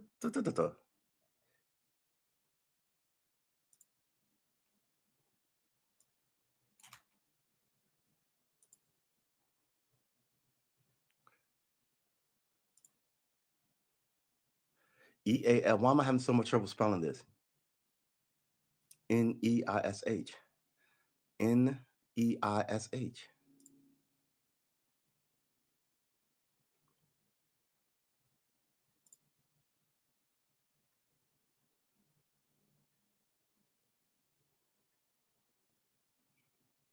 Is he a singer? He's a singer.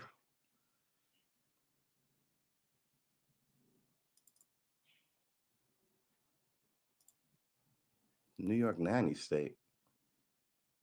A new short film by Honest is must see for fans of comic economic liberty with 15 minutes per. No, no, no, no, no, no, no. A New York City transportation base, a community van. Oh, yeah, this guy started it. A commuter van company founded and run by Jamaican immigrant Hector B. Ricketts. Yeah, I remember this guy. Struggled to provide service and grow in the shadow of harassment and strict municipal regulations. Yeah, he started this. Yeah, good job. Made him. I mean, everybody hated him, baby. Uh, the city is just full of idiots. It really is just vile meanness. Like it's a southern city. It really is, and no one talks about it. But now you want to know what happened to this guy. Okay, Brooklyn inquiry. Here's one. Police order inquiry into Brooklyn driver's injury. I want to know what happened though.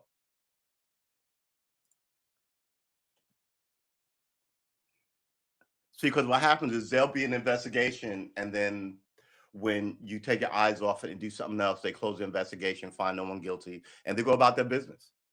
So I'm always like, there's always an investigation. Tell me, like, they do this thing now. Oh well, we're going to retrain officers. You can't retrain racism or this bullshit. You can't, and that's their dodge of retraining. And if you were retraining, you would have stopped this problem a long time ago. It's just a dodge. The incident which occurred last Tuesday. Oh, the when was last Tuesday? Let's look at this. August 18th, 1992. 26-year-old paralyzed. The incident which occurred last Tuesday in the 63rd precinct left Robert Ailnish, 26 years old, in critical condition in Kings County Hospital. Was already being investigated by the Brooklyn District Attorney's Office and investigators of the Civilian Complaint Review Board. The Civilian Complaint Review Board has no power. So after all this, they were like, yeah, maybe we need a Civilian Complaint Review Board to look up this because cops keep killing people. So then I remember as they set up this, as they set it up, one of the big questions was, should they have subpoena power? Should they be able to subpoena a police officer to come and testify? So they essentially made a group where they have no power whatsoever. The cop can walk them and go, fuck your investigation. And that's the end of it. They can't go, really, you're under arrest or you're fired or you're suspended. They don't do a fucking thing. Since this article, I don't know any cases that the Civilian Complaint Review Board, how old does this go back? 1992?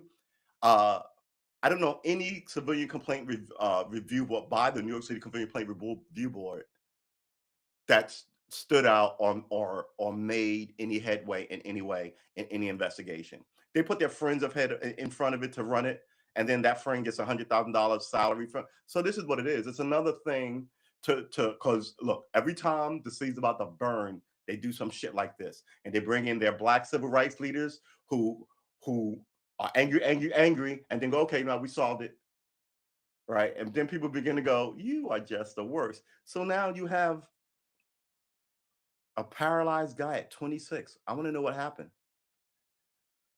The Civilian Complaint Review Board. The case has also resulted in several demonstrations by van drivers and others. The police said Eilish, who also goes by the name of Robert McNeil and Robert Nash, violently resisted arrest in connection with an outstanding motor vehicle violation and slammed his own head into a plexiglass partition as he entered the Brooklyn Avenue Station House, dislocating two vertebrae in his neck. So you fought him, you handcuffed him, then he's walking calmly up the steps, or are you dragging him? Because out of nowhere, you just will, what? This sounds like bullshit. I want to know what happened to this case, but you won't be able to find it. I'm sure they looked into it and then they just closed the case. This guy, 1992, probably got to retire, cop pension, and his fucking bullshit attitude, right? This is what my inner, I've seen this before, is telling me. Slammed his head into a plexiglass station house, dislocating two vertebrae in his neck. Who believes that? But others, including Councilwoman Una Clark, sponsored the measure to create an all-civilian board independent of police department control to review complaints against officers or so that it was an incident of police brutality. Mr. I's lawyer, Colin A. Moore, said the injury had left him paralyzed, but hospital officials would not confirm that. That's not going to wash. Mr. Agnes's lawyer, Colin Moore, said the injury left him paralyzed, but hospital would not confirm that. But then there's a quote, that's not going to wash. Who said that's not going to wash? I don't know anybody who just break their own neck, said Councilwoman Clark. That's not going to wash in our community without the Caribbean American. Yeah, okay, so she said that. Mr. Moore said Mr. Ice came from the island of Jamaica, had been driving his own van with a group of independent drivers who had operated along Flatbush and Utica Avenue for about a year and a half. There has been a crack on the van drivers in with which covers the Flatland Mills Basin neighborhood. The police said Mr. Alice drove a commuter van that was not licensed by the state and had the outstanding traffic violations. Right. So, okay, it is profiling because you're only looking to pull over van drivers, right? They're not well, but this is 1992. So an officer on scooter approached him about the warrant at a mall on Flatbush Avenue but Mr. Alice drove off. So the cop knew he had a warrant. He just walked up. No, okay, that's not how warrants work. The police said the officer radioed for help and followed to a gas station on Flatbush. Police said Mr. Ines resisted arrest so violently that two police officers were injured. One received a puncture wound to the right hand and the other a strained right hand. Where did he get the puncture wound from? Did he have a knife? Maybe they hurt their hands by hitting him. Mr. Moore, the lawyer said, right hand, both right. Mr. Moore, the lawyer said Mr. Aliens had filled his van with gasoline and was getting a snack in the gas station. So he filled up his car, right? He filled up his tank, and then went and got food when the scooter officer demanded to see his license and registration. Mr. Moore said that as Mr. Aliens was entering the station, his hand cuffed behind him, the scooter officer pulled up his arms and the officer and two others rammed his head into a door.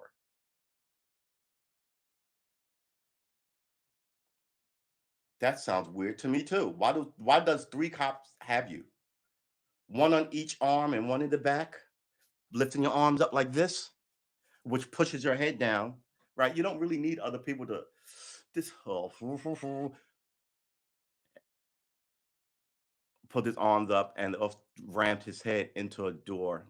First Deputy Commissioner Raymond W. Kelly, who became police commissioner, the second ranking official in the police department, received a report yesterday on the incident and then ordered the Internal Affairs Division to investigate further. The scooter officer, William Murray, and the two arresting officers, Steve Zimmerman and Donald Alessi, are still on active duty.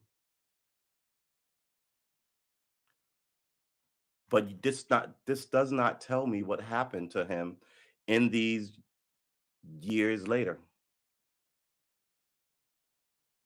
What a weird name. Officer gets a $300 in retaliation lawsuit. Ex-officer receives cash settlement.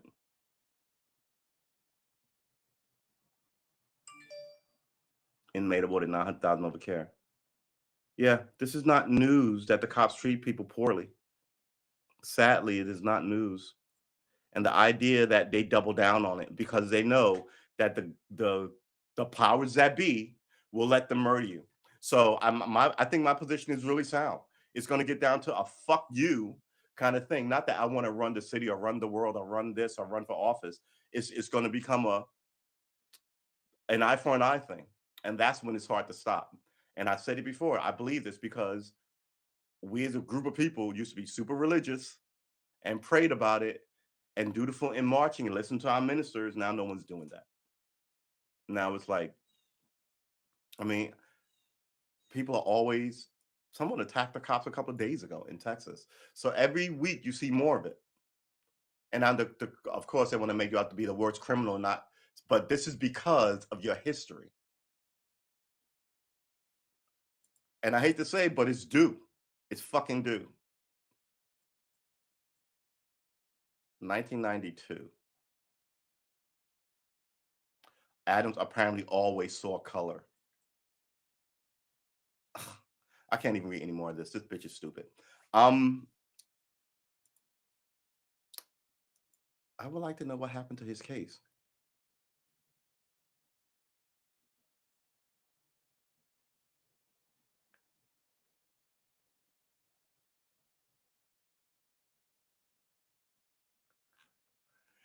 Maybe if I wrote Van incident. Ooh.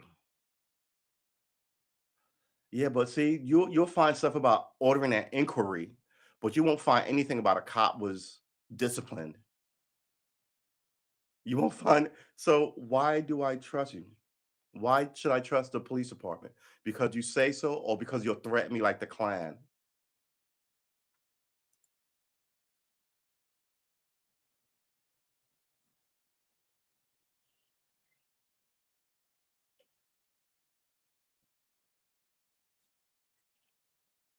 2016, 2021 to arrest a van, Buren, driver, da da da da. Yeah. Um, I don't even know, and that's the problem. How do you find what happened to this?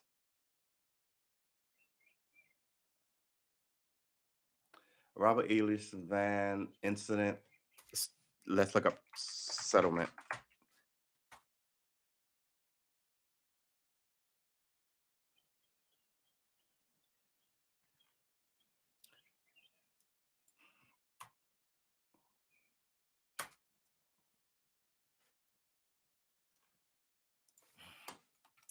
Let's go.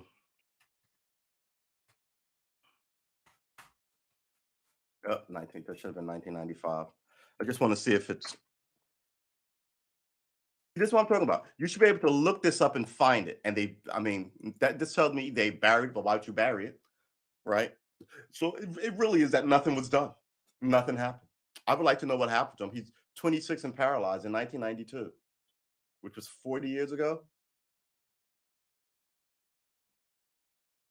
30 years ago, 92, 2002, 2000, uh, 92, 2002, 2012, 2022. So yeah, so it's 29 years ago, and he was 26, right? So he'd be 50, what, 54? What happened to him? What happened to that investigation? We're gonna open an investigation. Roll my eyes at this bullshit. These governments let wild racists, at this point, they're gang members, do whatever they want to the populace.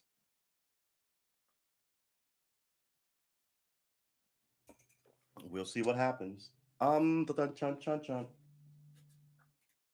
We're not going running. Uh, what is going on here? We're not going running.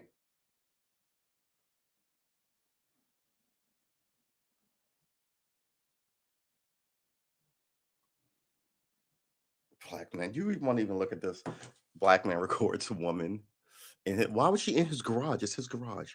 Wait, it probably wasn't a house garage connected to a house. It was probably like a condo garage for everybody. Woman questions man about being in his own garage. That black man records woman alleging yeah. So yeah. All right, let's get to the fatness of it. A viral TikTok video captures a woman confronting and accusing a black man of fitting the description of an individual who is breaking into cars. Here we go with the breaking into shit again in Nashville apartment garage. Okay, so it was an apartment garage. The video recorded by Joshua Black, his name is Black, has since amassed nearly 12 million views. Um, yeah, this is the one from a few years ago where this guy was staying. Let's freeze this. This guy, excuse me. This guy was reading a book as he in the waiting area of a lobby he was staying in, and the lobby person called the cops on him. He was like, "I'm staying here. I've got keys." and then they had him arrested and thrown out. I think the next day, this happened fairly quick. The Hilton company, because this is really simple. This is how you're looking at this. Huh. Was he trespassing or was he staying? Super easy to figure out. Is he in our database of having lodged not a recipe, lodged a not even lodged, made a reservation, lodged a reservation, made a reservation, and then came in and paid the money, and you gave him the keys because he had the keys, and then he went over there and sat down, took his stuff upstairs or whatever, and went up, sat down, or had all his stuff with him and was reading it. He's still authorized to be there. When he tells you this, your whole position is, and this is what gets it. I don't care that you're right. You're gonna do what I say. And then you find out that all this other, it's the arrogance of them. I'm telling you, I have a key. I'm telling you, I live here. I'm telling you, this has nothing to do with you. Mind your business. Oh, I'm not gonna mind my business. I'm not. I'm gonna call the cops, or I'm gonna. And then all of a sudden, it's like, uh, I'm not racist, but we had burglaries across town, and there was a black guy, and there was a black guy here, way over across town. So I just figured it was him because there's only 3 black guys in the whole country, right? Is that what's going on here? Or all black guys are a gang? We should, what is in your head? So they fired all these people. They fired the hotel worker. They fired the 2 cops who showed up to to get rid of him because they just fucked it up too. Right? Why are you over here talking to people? Because I'm talking to people. Well, I mean, this whole thing was ridiculous. Yeah, they arrested him with the idea of fuck you, we're the cops. Right? This is 1950. We can do whatever we want to. First off, we have break-ins here in cars to the unidentified woman who was standing with another man. See this other man? It's a really good way to get yourself fucking killed, stupid. Uh, Black responded. Black responded and said that his own car was broken into before, saying that he lived in the apartment building for 5 years. He said that the woman had approached him and accused him of following her. Yeah, look at this ridiculousness. Sir Joshua Black, white woman walked up to my car demanding to know who I was in the parking garage of my apartment. Wow. Hashtag for you, hashtag for you page, hashtag racist, hashtag Black Lives Matter. Uh, the woman claimed her car was broken into, then insisted that Black fit the description of the individual who was breaking into cars at the complex because he was wearing a hoodie and a backpack. The apartment complex said the person accused of break-in was actually described as a white adolescent on a bike with a red backpack. News 4 Natural reported he told the news station that he believed the woman accused him because he's Black. Yeah, are you walking up to any white people accusing them of doing shit? I like to see a couple of those.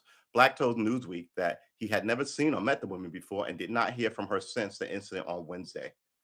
Prior to the start of the video, Black said the woman had knocked on his car window and began asking if he lived in the building.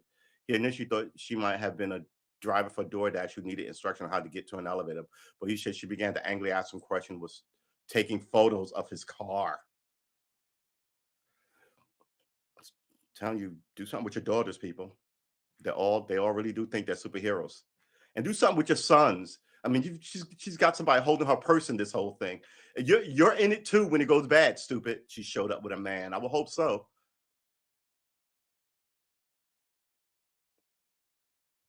He was taking photos of his car.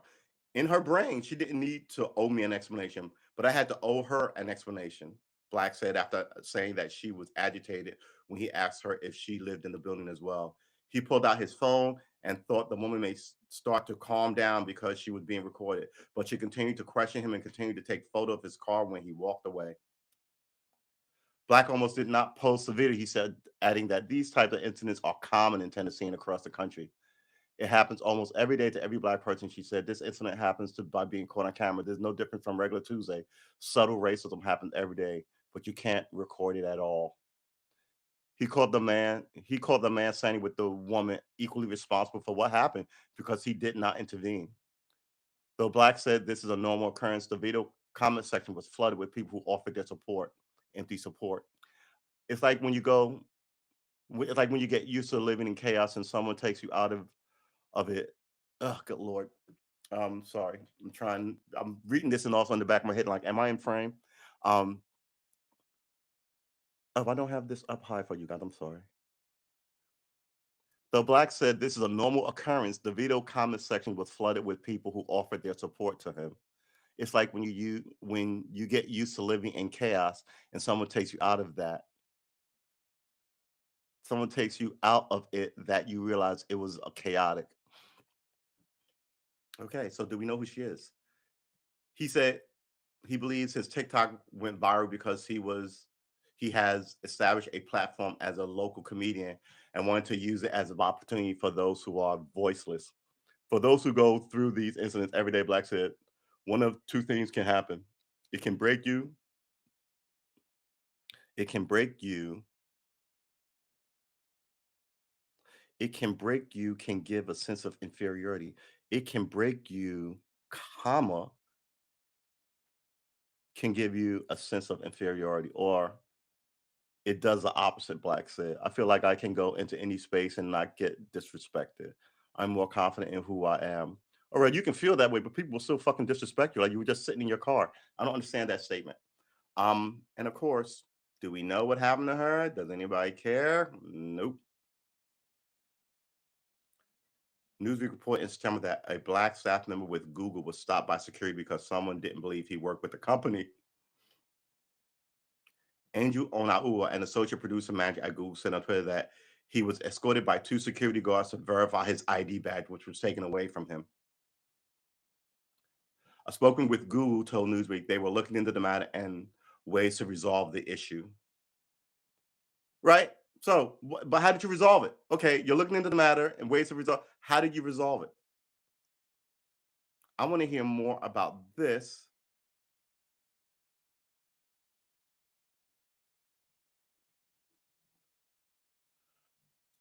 I want to know what happened.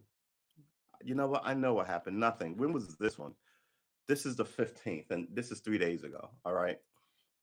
This one is the 27th. This was like a little less than a month ago.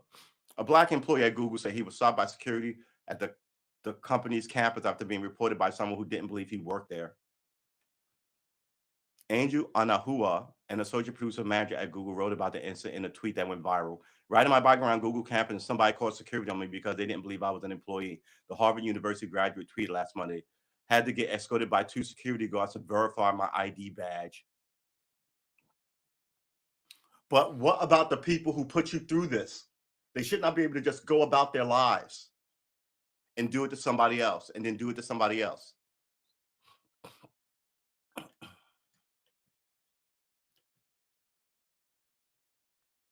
Twitter, a lot of people DMing me asking for my full story. They ended up taking my ID badge away from me later that day, and I was told to call security if I had a problem with it.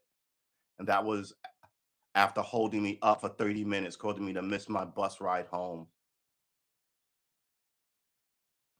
In the follow-up tweet, Ono added that his identification bag was taken from him. A lot of people keep DMing me. We just read that, from me, and I was told to call security if I had a problem with it. Security's taking my badge, but I'm supposed to call security if I have a problem with it. And that was after holding me up for 30 minutes. And he replied to Anuba's first tweet. A man said he had also been racially discriminated against while walking as a security guard for the company, while working as a security guard for the company. I was on lunch in one of the micro kitchens, Albert Richardson wrote. My radio goes off like, hey, Al, when you get off lunch, can you head over to the second floor micro kitchen? A Google just reported a suspicious individual in that area. I spent an hour looking for myself. I spent an hour looking for myself. I know it didn't specify where exactly the incident occurred, but the company has a sprawling campus at its corporate headquarters in Mount View, California. A Google spokesman said the company is taking incident involving Anua very seriously. Of course they are. Of course you say that. You can't go, fuck this. We're going to ignore it like you're going to do. Dog, I work as security guard and got security called on me. Shake my head, Richardson. Yeah, I blame black people for this at this point. I really do. At this point, you just complain about racism. Uh, what are you doing to push back against it? What are you doing about these obviously racist people to push back against them? Are you uniting? Are you joining? No. And when people do, they always talk about voting for the Democratic Party. vote for Hillary Clinton. What? No, right? And this is where we are. I think the Democrats are going to have a hard time keeping black voters going to the polls for them. I don't think the blacks will leave and join the Republicans. I just think they won't show up for you. And that's, that's fine. That's an hour looking for myself. That shit is hysterical. We take this. Okay, hold on. Google company involvement. Google spokesman said the company was taking the incident involving Onua, Onuoha, Onuoha, very seriously. Onuoha. We take this employee concern very seriously, are in touch with him, and are looking into this, the spokesman said in a statement. We learned that the employee was having issues with his badge due to administrative error and contacted the recipient team to help. Oh, so now they're saying he had an issue with his badge. So did someone see him pushing in and didn't work? Give me a break. Even that, oh man. Woo. After they were unable to resolve the issue, the security team was called to look into and help resolve the issue. He was biking around the campus. He was on the campus. Say he was biking around, which means his security guard got him through the front gates. I'm confused by this story. And they're saying that his security badge had issues, which is not good for your security if you're a tech company. You suck, Google. More broadly, one step we've taken recently to decrease badging incidents, that sounds like it's a thing, is to make clear that, I think they made it up, is to make clear that the employees should leave investigating these kinds of access concerns to our security team. Yeah, stop calling the cops on people. The security team should see it, but that's not the way security works. The way security works is everybody's an extra set of eyes, not an extra set of hands, but an extra set of eyes. Oh, I saw the Batman go that way. Thank you. And now that person helps you with your security, right? But that person should not be like, oh, I jumped on the Batman and I got him in a headlock. And then when the cops show up, the Batman is some 90-year-old guy collecting cans, and you think he's, some 30-year-old murderer or whatever. What is going on with this thing? Let's close that. Is to make clear that employees should leave investigating these kind of access concerns to our security team. She should be fired. Our goal is to ensure that every employee experiences Google as an inclusive workplace and that we create a stronger sense of belonging for all. Written by a lawyer. All right. It means shit. It means nothing. Google pledged to double the number of Black employees at the company by 2025, finding the national reckoning on race sparked by the police killing of George Floyd. You shouldn't have to get more Black people. No, Black people should be able to start their own shit. That's what this is. This is about, we're really good and we're anti-racist, so we will hire more Black underlings who will stay at the bottom forever. This, I said it before and I'll say it again. The Black movement has always been about doing stuff for ourselves. And now that it's run by white Democrats, it's about crying to them to fix our woes, which is why we get nothing. So there are no Black leadership that I consider Black leadership. You can keep your Jesse Jacksons and your Al Sharptons and the rest of the fucktards, right? They've been around for 40 years. Some and Jesse Jackson's been around longer. Just essentially getting rich off the misery of people. And now they got a giant problem. No one trusts them anymore. No one will take their word for shit anymore. And now there are no new crop of people to change it. Right? You didn't make any new civil rights leaders. Now everybody listen to what rappers have to say. First buy my $600 t-shirt and then go vote for this bullshit politician or that bullshit politician. Yeah, but people are still people. People still get mad and hold grudges. You're expecting that not to happen? I mean, remember, we're dealing with fucking, at the far end of it, wildly ridiculous murders are happening the state covers them up. The state and local authorities cover them up. And on the other end, we're dealing with just everyday nonsensical bullshit that just weighs on your soul and makes you angrier the more you go through it. Right? You know how many people I want to fucking punch in the face over racial shit? You can't do that. So yeah. And who are all your heroes of 30 years ago? The Clintons, they're discredited and disgraced, right? Sharpton does nothing. Jackson does nothing. Who else you got? Biden. Who else you got? Yeah, I think this is going to come down to shooting at the cops and not just at protests. I'm talking about found someone dead in his backyard at his grill from a cow, and people are going to be like, "What happened?" Because people have stopped taking it. They stopped believing, and now they're on a fuck you campaign. And mind you, a lot of people don't mind killing because a lot of people have gone to war. And once the government teaches you that, killing under certain circumstances is fine, some people don't let that shit go. I mean, remember, a lot of people were fucking World War II vets who joined the Klan in the 40s, 50s, and 60s who were happy to fucking plant bombs and murder fuckers off while other people prayed about it. And now we will see where we are in 10 years because no one is going to be happily have their kids murdered off and then march about it anymore. So we will see. We will see. No one's racist in a fucking racist country. It's sort of ridiculous. All right, so here we go. The company also committed to improve the number of people from underrepresented groups in the senior role by 30% in the same time frame. The company reported 2020 was the best year yet in terms of bringing Black employees, with 8.8% of Google's hires in the US identified as Black. This is what you had. Like when this happened in the 80s, for the same reason, the companies ran out and hired all these close to brown people, or these Indian people, and right. And so, hey, we've got minorities, and now people, the cut is you. This is about a long-standing hatred of us going back to the Civil War. You try to put a band-aid on it by taking first generation this person and first generation that person from India or China because they'll do what you said to undercut this movement. And those people are around talking shit. Saga and Jetty is one of them. Another guy I don't like. I just roll my eyes at whenever he opens his fucking mouth. The company reported 2020 was its best year yet in terms of hiring Black employees. And quite frankly, this is a thing that the company does that they don't have to do. Because our issue with racism is the government's issue, really. The government should fix this. The government allowed it to happen. The government should fix it.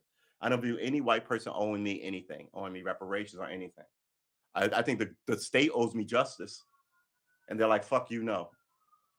So, right, when this shit happens, the government should come down on you. But the government is like, anybody can do anything to these people they want. But only 4.4% of Google employee identify as Black. 4.4. Black plus. What is this Black plus bullshit? It's Black plus. According to the company's 2021 diversity, equity, and inclusion report, and only 3% of leadership roles are held by Black employees.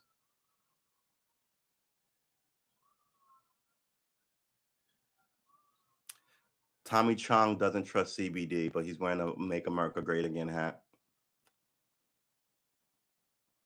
Ooh. Okay. Gee, that's funny. I spent several weeks just tailgating other people through the badge readers at Microsoft because they mailed a badge to my home. And then I left my badge on the desk and went to lunch without it. The receptionist just did the obvious thing, look me up in the employees database. An Asian employee was also stopped by security, but he just showed his employee's badge and went about his workday. Unless you have plans to address the paranoid or racist clause responsible for the call, you're spinning your wheels by blaming security. This is true. Oh, yeah, they got to play the black card, lawyer up. Oh, yeah, the black card. It's like this. So people like this should not be able to hide behind an anonymity and know, you know what I'm saying? Fuck this guy. Another not racist, but who just coincidentally feels the need to talk trash about Black people at every opportunity. Yeah, that's about sums it up. BOMG WTF. Black Google staffer stopped by security. Wow. Race bait much, Newsweek. Why would why do you guys like race baiting? Or what is see, calling same people race bait on a race story is just your attempt to not hear about racism. And if you got your way, everything would be race baiting and no one would be talking about racism. Fuck this guy. I got a whole bag of fuck yous, right, that I give away freely. And I got a whole box, I had a whole box of I don't give a fucks that I'm all out of. So depending on what you say, you get a whole bag of go fuck yourselves, or you can get a none of this empty box of I got no fucks to give about what you're talking about. My man, B.I. Izzy. Good to see you, man. Black. But this story leaves out the caller. I agree. Why did you not talk about the person who called the cops on the black man records woman allegedly asks why he's in his own garage? Yeah. And this story doesn't identify her. So do we want to look and see if after 2 days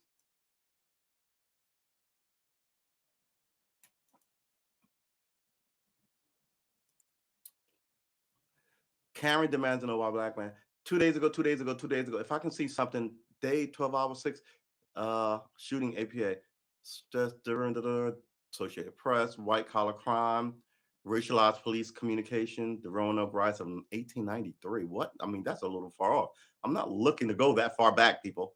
I just want to know if they identified this woman. Des Moines woman pleads guilty to federal hate crime charges.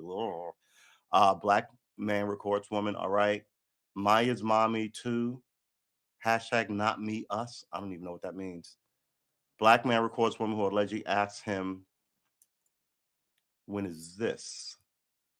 Police face racism scandal after black man records abuse. Shocking video shows 91-year-old man senselessly pushed. Yeah. Some people are just broken. You know, I mean, you're so angry that you're pushing around old Asian people. You know, it doesn't make any sense to me. All right, we don't know who she is, but maybe one day. This was the 15th.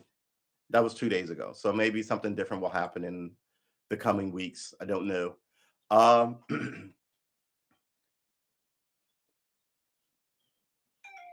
Could you please play this clip? Sure. We've talked about this many occasions. I'm assuming we're talking about the clip. It's 3 minutes, 30 seconds. All right, let's do this thing. Copy. I hope I can play this without getting, is it copyrighted? What is it? America's old politicians won't stand down. The recount at times of growing concern. I think I can look at this he's got no comments or likes on this. 116 views though. 160 people viewed it and didn't. Oh, okay. 12. All right. America's old politicians won't stand down. Yeah, these fucking sticks need to all go. We're gonna run this and take the risk. America's leaders have a problem. They're old as hell. Here's one way to think about it. Angela Merkel is retiring from politics this year after a long career. She's 67 and has served as German chancellor for 16 years across 4 American presidents. And she is still younger now than the current Senate Majority Leader, Senate Majority Whip, Senate Minority Leader, Speaker of the House, House Majority Leader, House Majority Whip, the current president, the previous president, and top 3 runners-up for the 2020 Democratic nomination. But the issue is much deeper than just these more recognizable figures. Okay, let's freeze this here. I got a problem with all these people. First of all, Jim Clyburn, I wouldn't fucking trust to tell me I was on fire if I was in a volcano. He's such, what's the word? I think the word begins with a C and ends with an N. Yeah, he's the problem. All these fucktards should get their day. This guy is, Yertle the Turtle is just sinister. But all these guys are useless. I think he's a shield for Israel. He's useless. This guy is just a pawn. He's useless. She's the daughter of a politician. She's useless.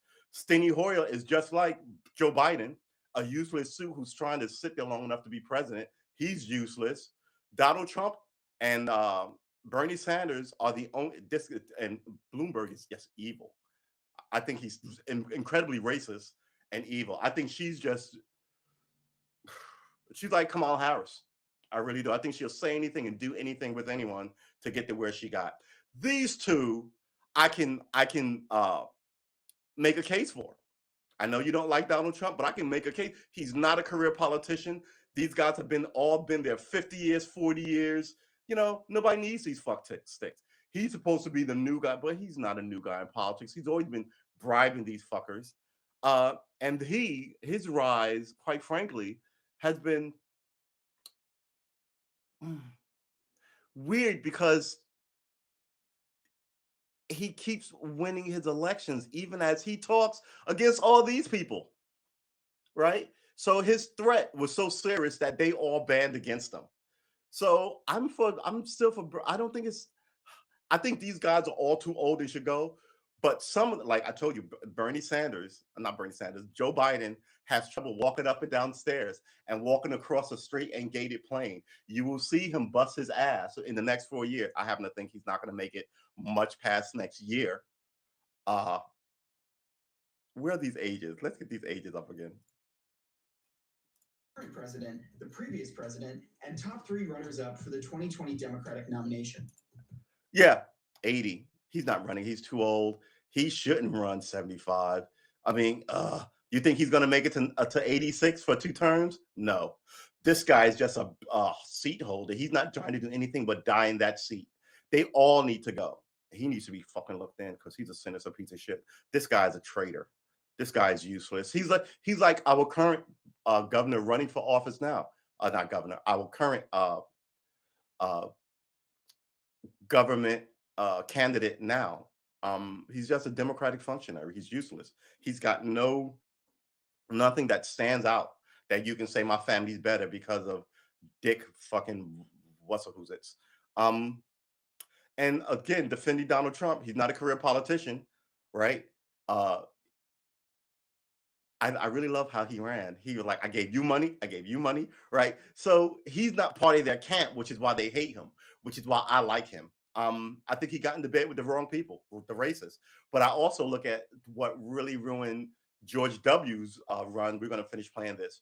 Was he got in debate with all his father's neocon idiot friends and really just fuck this shit. He had a unique opportunity to be not a career president and do something, and he didn't. And now all these people who didn't want him there in the first place are now demonizing him. Like if he comes back, what he should do is come back and throw all these fucksticks in jail. But all right, let's do it. Than just these more recognizable figures, particularly for Democrats. Not only is their House leadership team a generation older than Republicans, the top 3 Democrats are all in their 80s, but so are many of their colleagues. Of the 36 standing congressional committees, 25 are chaired by someone over 70 years old. And that's reflected in the overall congressional makeup as well. The current U.S. Senate is the oldest in history. 29 members are over 70, compared to just 11 under 50. 11 under 50.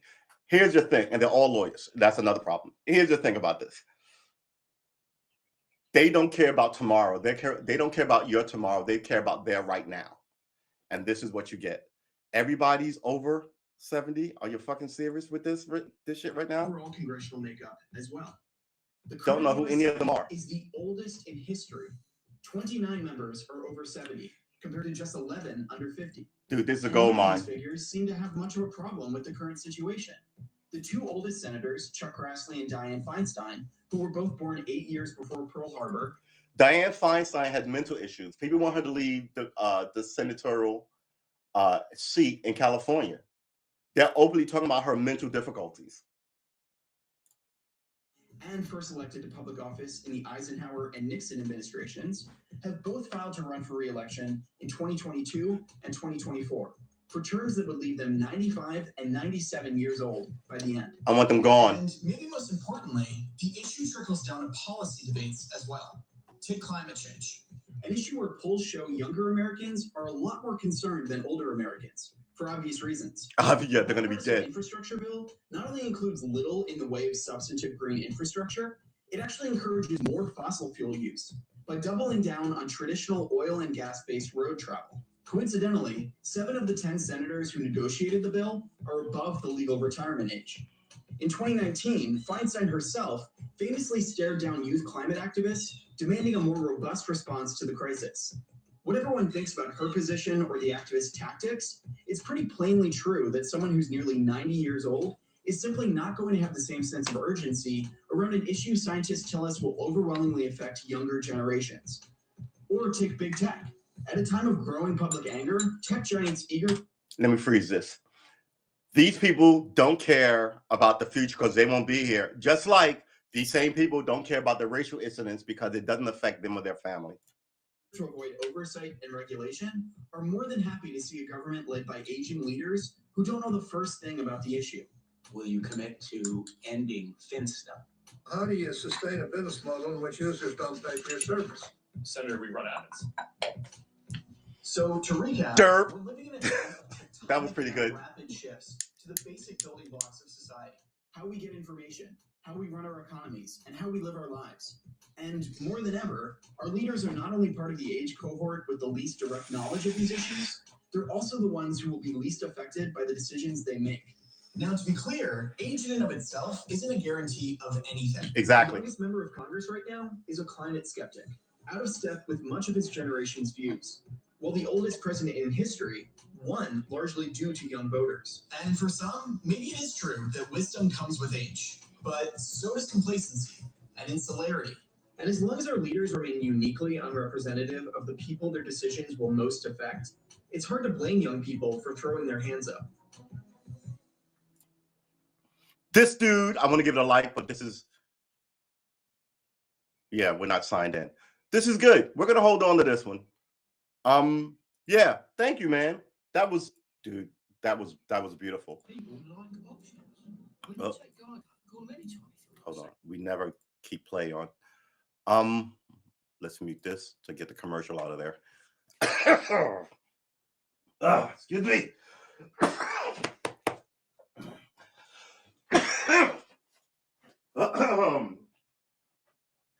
Woo. We want to go back. We're gonna freeze you. All right, let's go through some of that. Wow, these people. It's madness because remember, this whole thing started. Hey, how you doing? This whole thing started 30 years ago, probably 40 years ago, when these people just started punting things down the road. 30 years, right? We have to do this. It had to be fixed by 2042. What 24? What we want it fixed now? People wanted term limits. That's why they want term limits. And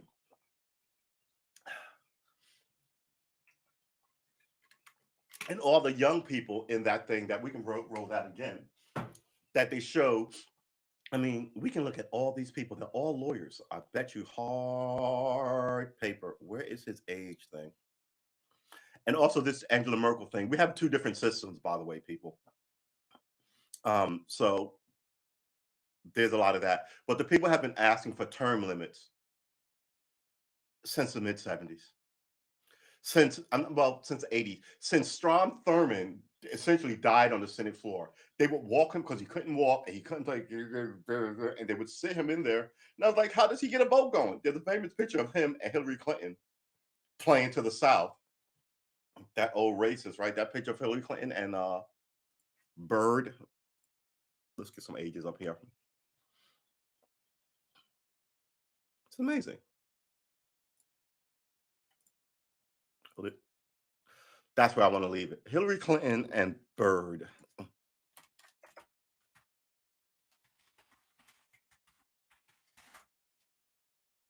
Where's that image?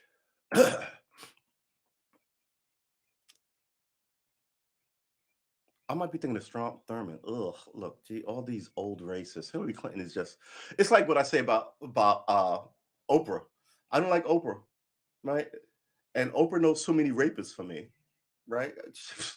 There was one point they stopped doing it, but like for like 2 weeks after this whole Weinstein thing broke, every picture someone put together of all these people who claim not all the people that, here we go.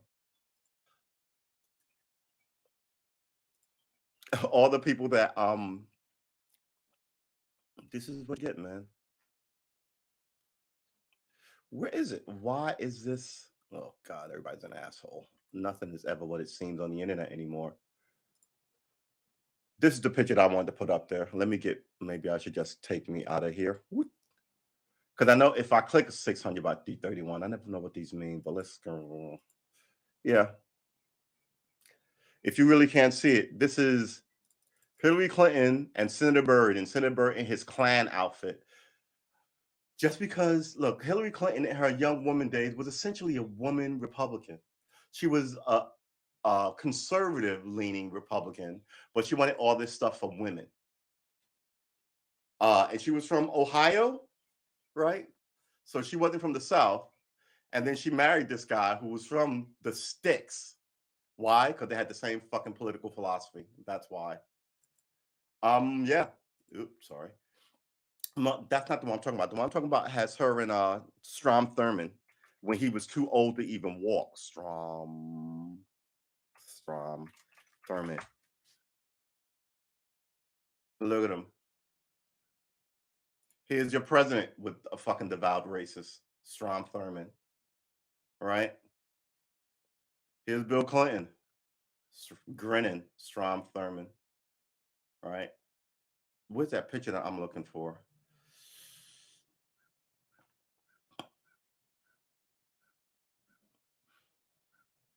Yeah.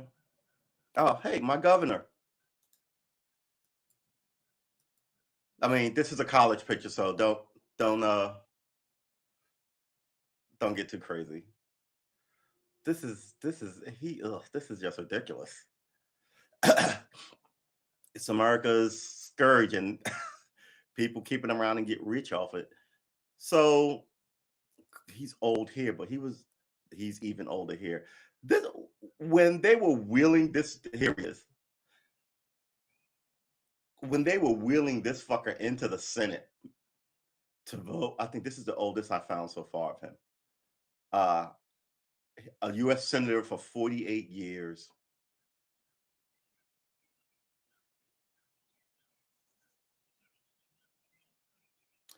What is that? 7 terms? What is that? 6 terms? 7, 14, 21 times 2 is 42. All right. Yeah. So it's like he died in his 7th term. Yeah, people there need to be an age limit on this shit. And there need to be a morality clause too, because you shouldn't have racists up there, just like you shouldn't have somebody who believes in fucking beating women up there either. But the racist is going to be fine, but everybody's going to lose their shit about. And mind you, Hillary Clinton. Oh man, I can't. Well, see, I'm off on Hillary Clinton. Let's just stop that. Dick Durbin is not serious. Yeah, he's sinister. I think some of these people are incompetent and they're just cogs. We'll put you here in this seat to hold our space until we get somebody. Who's the of this picture? Who's the young upstart for the next 4 years or 8 years? Who is it?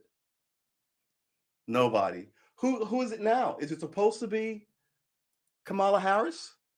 What are their poll numbers? I could take a picture of this. I really could.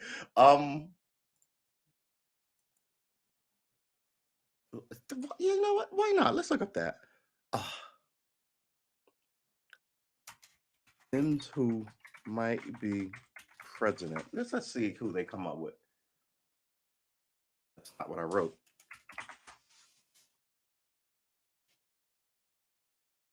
If Biden Harris falters, who will be the strongest Democrat?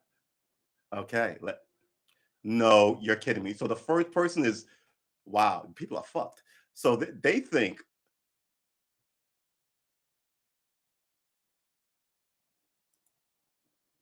his name just shot out of my head. 4 trillion. A number of Democrats might be willing to admit in private that the optics of Biden-Harris administration are starting to look shaky to downright worrisome. It's only been 10 months. God, I'm sorry. It's only been 10 months. Presidential term is 48 months, people. He's only been in 10 months. 12, 24, 36, 48, right. Yeah, he's only been in 10 months. He's got 36 months to go. I I don't have a lot of faith in it. I think every day I see him, he looks older. He looks older by the week. That's why I'm sitting here saying January. If it wasn't unpatriotic and super fucking immoral, I would get a Deadpool going on this group. How much money, and not who will outlast who, but just their closest end date.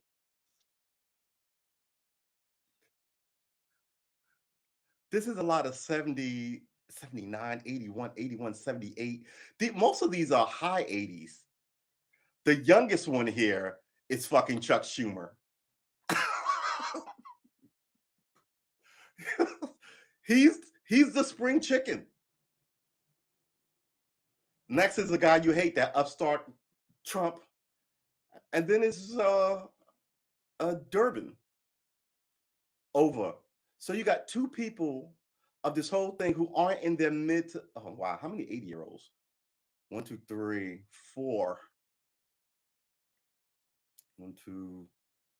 Man, yeah, this is not good. I mean, and I think this is why our enemies are emboldened. Like, you see China talking shit, and you see North Korea firing missiles at us again.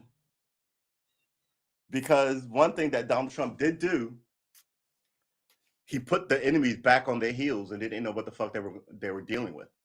Which I think at this point, I think might be better. Because I think with these guys, they know exactly what they're dealing with. They can be bought for money, or they can be pushed off their pivot by threats of fear. And Trump was like, you want to threaten me? Watch me threaten you. So maybe we need some of that less global piety and bullshit in our next few presidents. But not overly, not attacking everybody, but letting people know. Because, man, what is the point if we're not supposed to be Europe? Right? I mean, your allies are not your countrymen, they're your allies. We've got issues now with Britain in the law enforcement area because of this Prince thing, which I think is funny.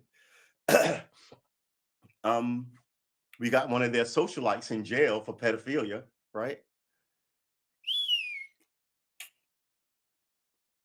I mean, our allies and the world, the UN don't do shit but criticize us. But we're supposed to share all the stuff with them. And mind you, the World Health Organization has issues. No one talks about it because it's impolite. They try, just the people in charge of running not just this country, but I think other world governments, they're shit show too. Some are just criminals, right?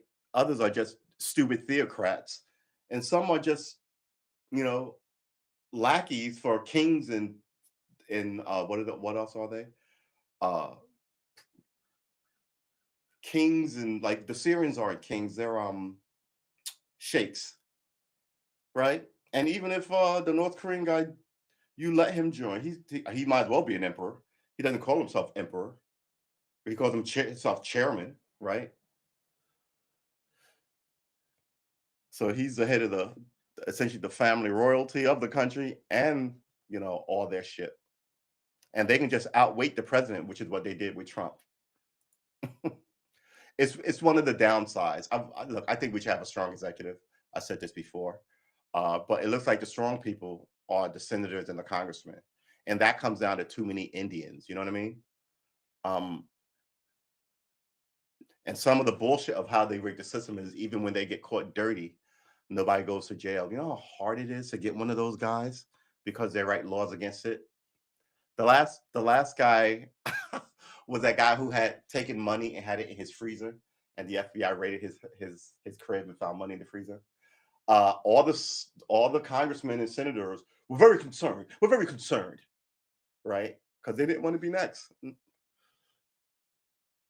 He was a congressman. Let's get into this. A number of Democrats might be willing to admit in private that the optics of Biden and Harris administration are starting to look shaky to downright worrisome.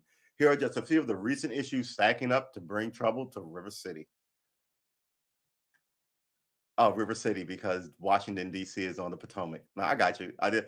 I was like, why is there a Music Man reference in this? Music Man is a musical, and no, I'm not gay, but I do like musicals. But no, I'm not gay. I like 50s musicals; those are funny. And no, I'm not gay. Uh, and what's wrong with musicals? See, now you've made me self-conscious. So like and subscribe for more self-conscious bullshit. The crisis at the border involving the surge of migrants and unaccompanied minors. Yeah, you're sending your kids here. Bullshit. I put them on a plane to fucking Albania.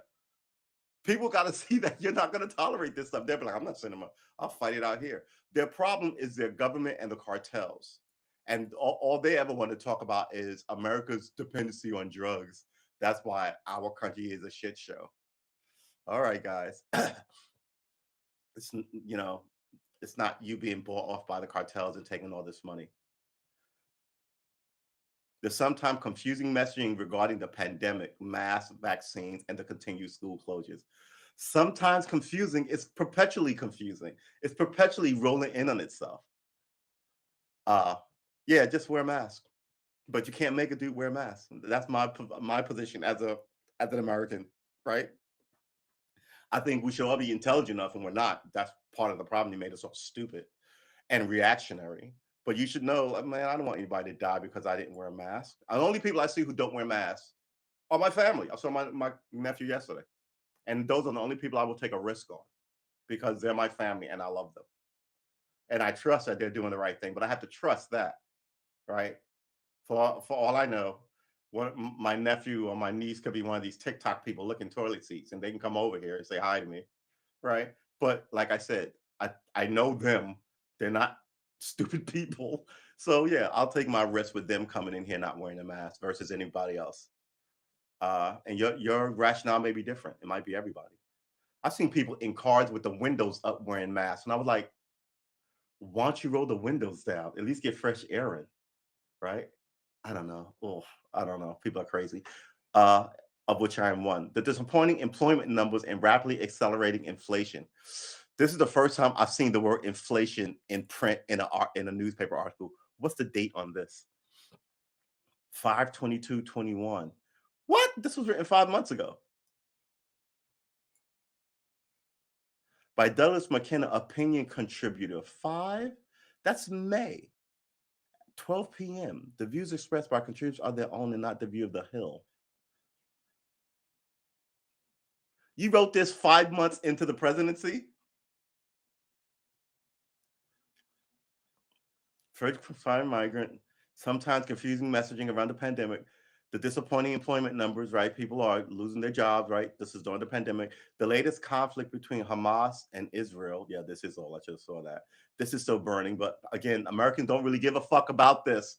This is your problem. I think the world had moved there. I told somebody this 10 years ago. The world is moving past this Israel bullshit, right? The idea, I mean, Trump moved it, and we were like, we're not a fair system for those people anymore. So yeah, I think Israel is going to get a comeuppance from the American citizenry, and it's begun to happen because you make us look like we're for the Nazis essentially. Yeah, you should have to live next to your fucking neighbor. You're supposed to be a democratic society. And eventually it'll be like the American and settlers and the Indians, right? It'll be all this murder, and now it's whatever it is. Right? None of that happened. The last Indian war was in 18, who knows? 18, I want to say 1880. Might have been 89. The last train robbery was in 19. Oh boy. I'm going down Wells. All right, hold on. Two things. Last train robbery. Let's put that there. And over here.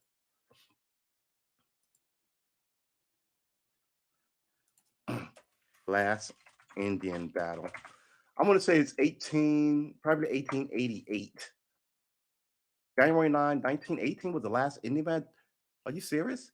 So the conflict was merely a skirmish. No, I'm not talking about skirmishes. It was the last time the United States Army engaged hostile Native Americans in combat, and thus has been seen as the final official battle of the American Indian. January 9th, 1918. Damn. Wow. That's but okay. But seriously, a skirmish, American Indian Wars. Yeah, that don't sound right to me. But okay, wow.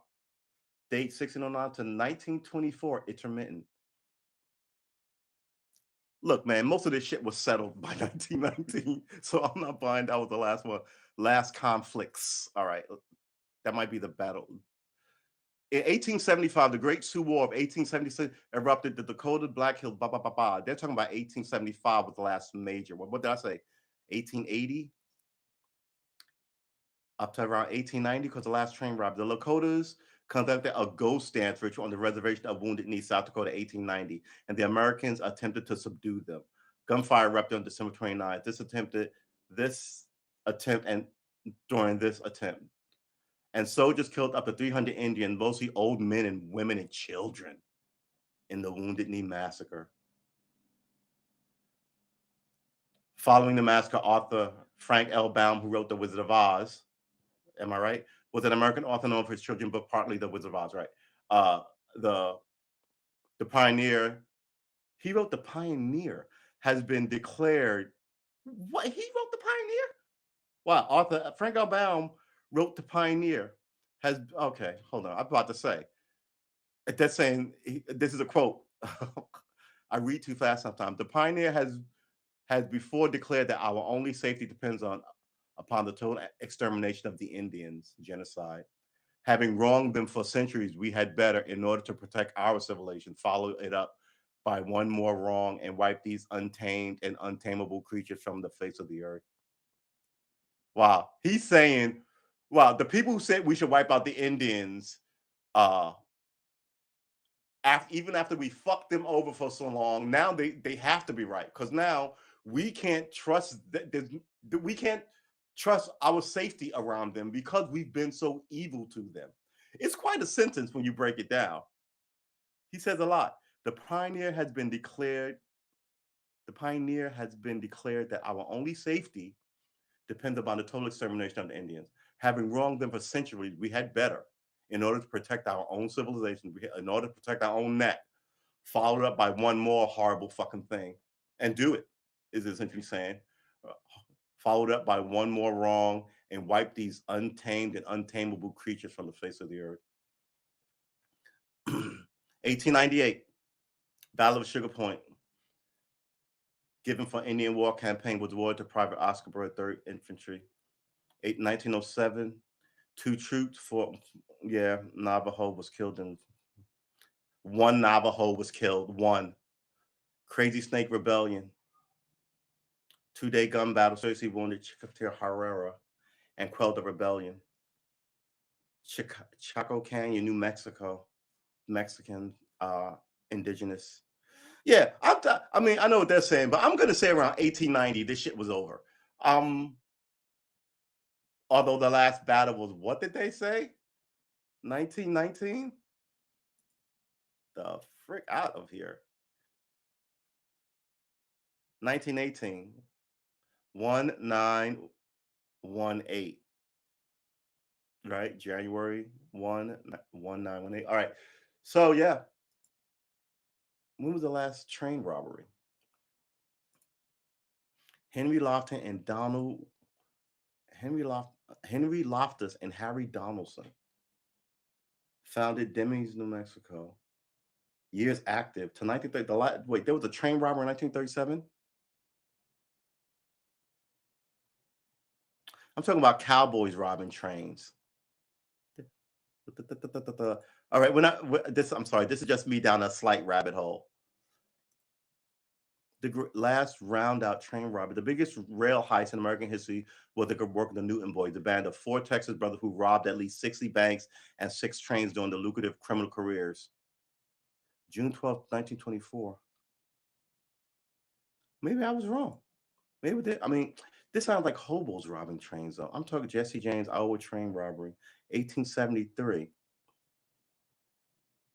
The Great Train Robbery of 1963. Yeah, see, that happened in Britain, right? That train robbery, yeah. Okay, see, I'm talking about guys on horses. The Great Gold Robbery, 1855. Huh. How can I phrase this to find what I'm looking for?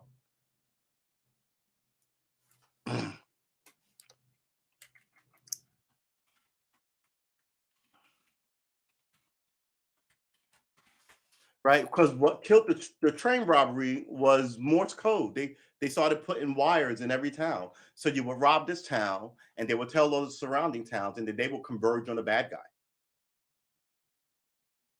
But it wasn't 1936. Wild West train robbery. When was the last one? The New York Times, no, 1937, last major train. That's a major train. Wild West train robbery. Train robbery. Do freight trains get robbed? Okay, now I'm just curious about this because this keeps coming up. Wild West, 1937.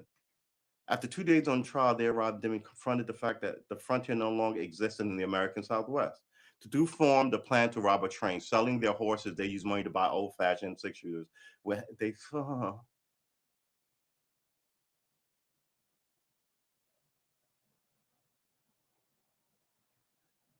1937. Both men were convicted of robbery. Both men were charged swiftly and convicted of robbery and murder. However, the circumstance of the crime received national attention. It was the last major train robbery in the United States, the two being referred to as the last of America's classic train robbers, and officially ended the Old West style train robbery started by the Reno brothers 70 years earlier. Huh.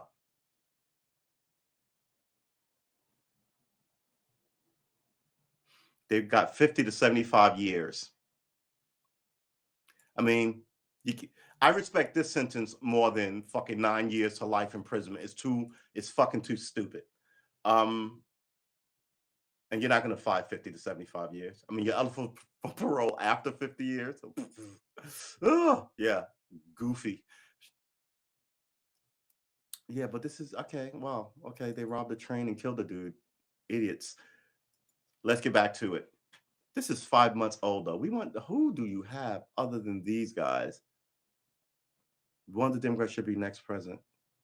2018, Pelosi tells Democrats the House could be forced to decide what? What did she tell them? September 28th? This was last month. Pelosi tells Democrats that the House could be forced to decide presidential election. Aren't you 3 years ahead? I don't think this is going to be close. I think this is going to be a blowout. Hold, wait a minute. Yeah, she just said that last month. So she's talking 3 years from now? I don't think it's going to be close. I think it's going to be a blowout. I think you're going to get your ass kicked. This is going to be, oh my gosh, these people.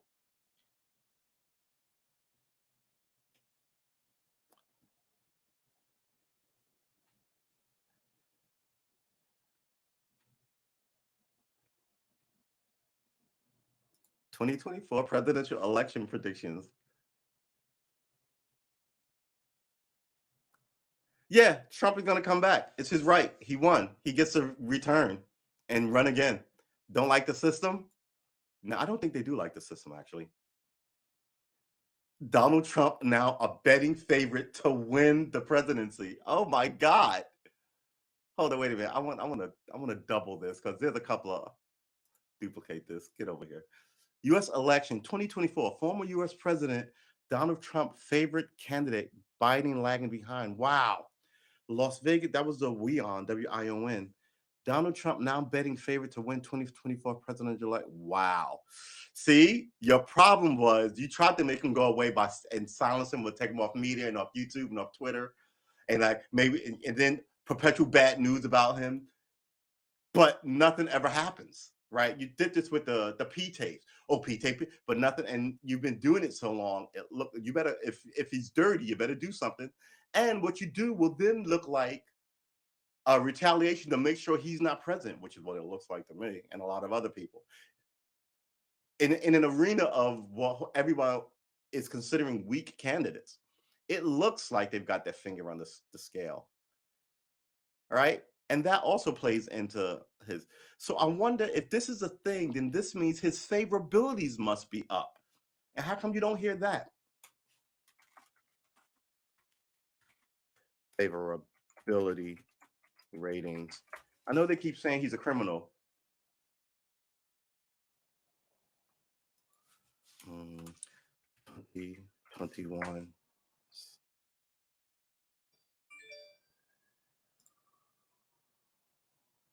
When was this written?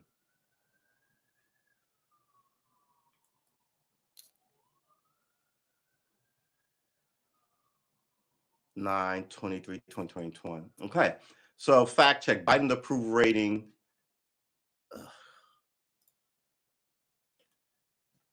is higher than Trump's term low. That seems like a weird sentence. So you're saying his approval rating is higher than the lowest Trump has ever been? Okay. Every board president has a low point, though, right? After the CAG U.S. withdrawal, what is that? Every time I click on something.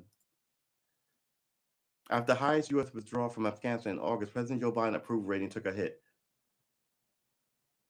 Joe Biden approval falls to 39%, worse than Trump's approval ever. The poll did not indicate which poll it's referring to. It's 39%, dude. That's essentially 4 in 10 people approve of you. That's not good. So before you brag about Trump, what was Trump's low? A similar post accumulated 46,000 likes in 6 days before it was deleted. Other claims this vein. The claim is misleading. While one poll did put Biden approval rating at 39%, the polling average is a more accurate measure of present probability. Put it higher.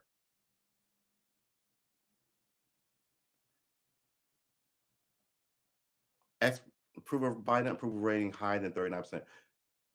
Wait, you're saying Biden approval rating is 45%? That's not true. Who wrote this? Devon Link, September 23rd. All right, you're out. Everybody's making ominous predictions. I've been saying this for a while. It's not just Bill Maher and Jon Stewart. Trump, so see, he's beginning to take on his enemies. This is going to be good. Trump will ultimately run in 2024, but not against Biden. So what, Biden is going to die? I think he won't be around. So there'll be Kamala Harris. And then he'll have that problem of don't say mean thing to ladies. But every time he does that, people go, I'm shocked that he would, right? But at the end of the day, when he tries to play nice, he loses. Yeah, it's politics. Be dark. Jason Miller, former top advisor, to Donald Trump, predicted on Friday that the former president will run for White House in 2024, but he doesn't expect him to do so against Joe Biden. Trump has been teasing the possibility of another presidential run in 2024 most of the year. Teasing is his right. What do you mean teasing? Miller and other associates of the former president have repeatedly said publicly that they expect him to seek office in the next presidential election.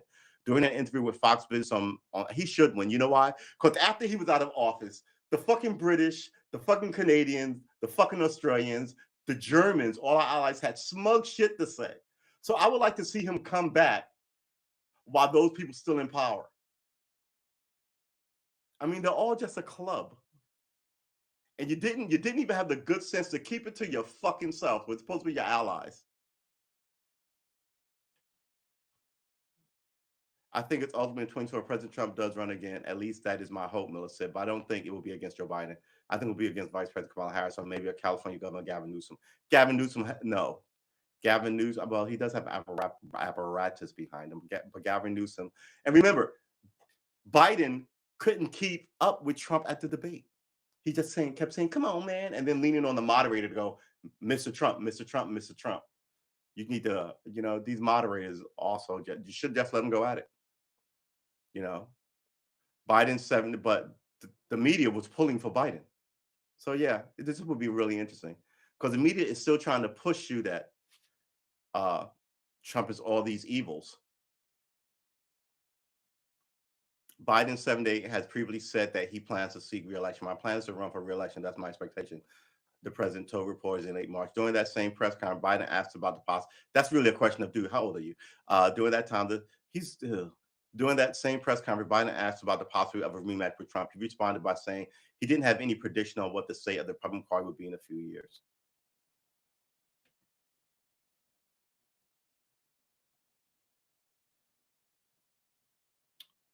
Nikki Haley calls Trump necessary to the GOP after saying he won't have a future. She's a fucking joke.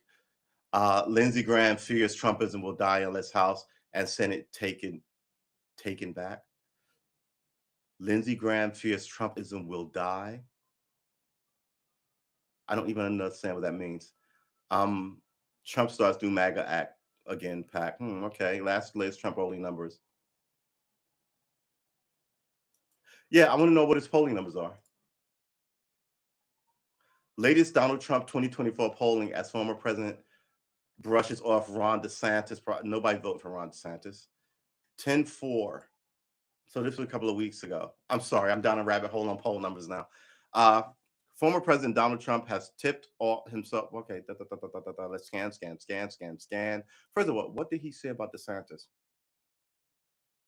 Former president tipped himself as a GOP frontrunner should he choose to run in 2024, which he has refused to either confirm or write off, and spoken confidently of polling. If he announces now, they attack him immediately. They start running campaign ads against him 3 years out. Right. So you don't say anything until late 2022. And spoken confidently of polling surrounds Florida Governor Ross has been mentioned by who 2024 candidate, but in an interview with Yahoo Finance say he was unperturbed at the prospect of challenging down the line from DeSantis nor anyone else. I don't think I will face him because I don't see that. If I did it, I think most people would drop out. I think he would drop out. And if I face him, I'd beat him like I would beat everyone else, frankly. Trump said, sounds like Trump. Trump said, the ballsiness on Don Trump, baby. It's a thing, boy. Kamala Harris made Joe Biden's rough week worse. How? Chris Christie posted 20. Nobody voted for Chris Christie either. No one voted for him the last time. Trump wants more awards to be revoked from Russian collusion reporting. 71% of Asian Americans blame Trump for rising discrimination. Okay. He again refused to state that he will run for a certain, but What is the poll numbers, guys? You said poll numbers.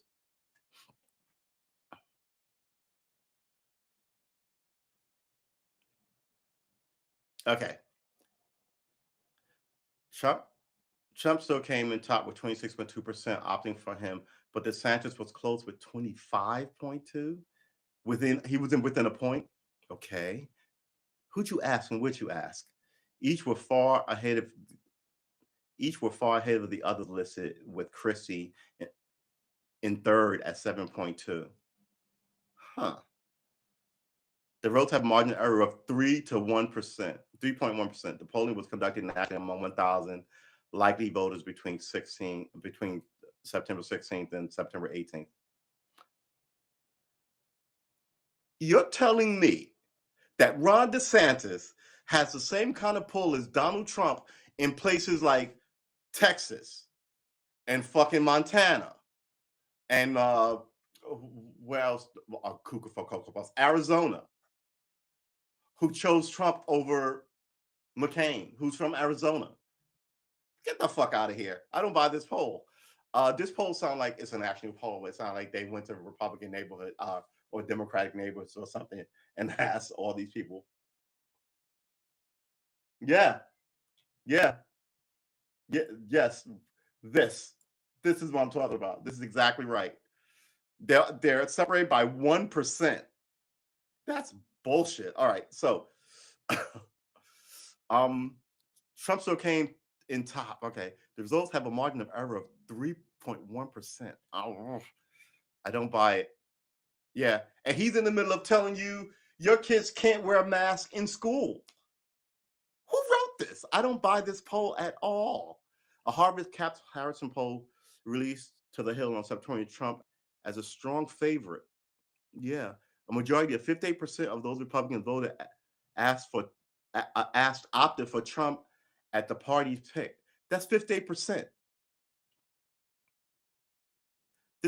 So who was second?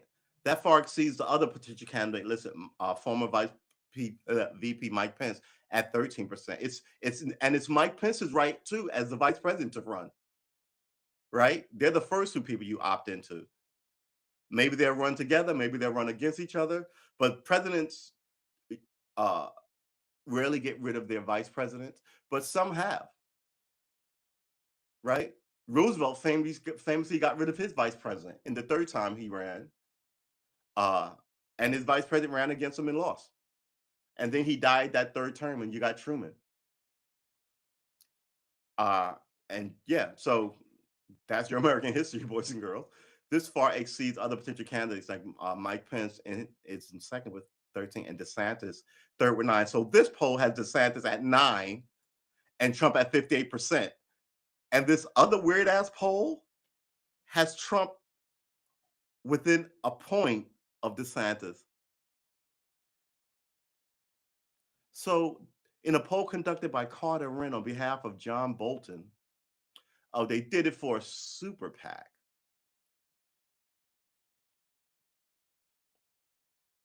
Leaving him practically, his numbers did leave him practically tied with DeSantis. Okay, first of all, whoever Carter Wren is, I don't trust their numbers. That's a large drop, but John Bolton loves. Did they have a? They could have had a falling out. The famous "Blacks for Trump" T-shirt. So in one poll, he's 13 and the against 58. Okay. The Harvard CBS conducted September 15th, 16 among 578 registered voters, included 490 Republicans, 578 registered reported, including 490 Republicans. Out of the 578 for the Republicans, okay, so they did a sampling for Republicans, a sampling for Democrats, I'm assuming, because you're 578. Having 490 of them be Republicans is sort of fucking ridiculous. That's like 80 Democrats. For the Republicans, the margin of error was plus or minus 4 percentage points. Okay.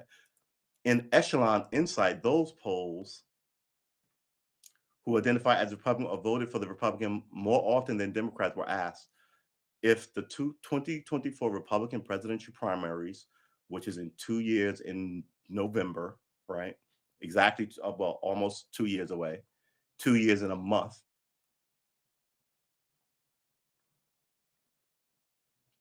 Well, 3 years, right? In a month, I'm sorry.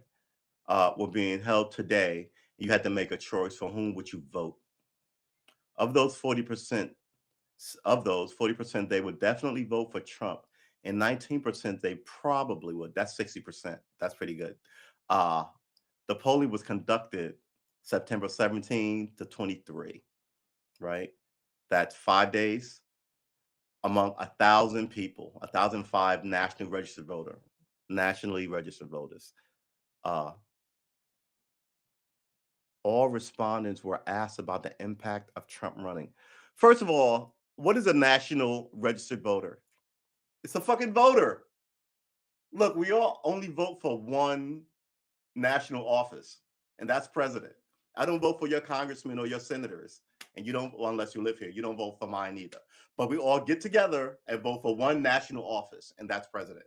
So you're all a national voter. Nobody can vote in their state, but not in their national, right? You can vote. If you can vote in your city, state, and local, you can vote in your national.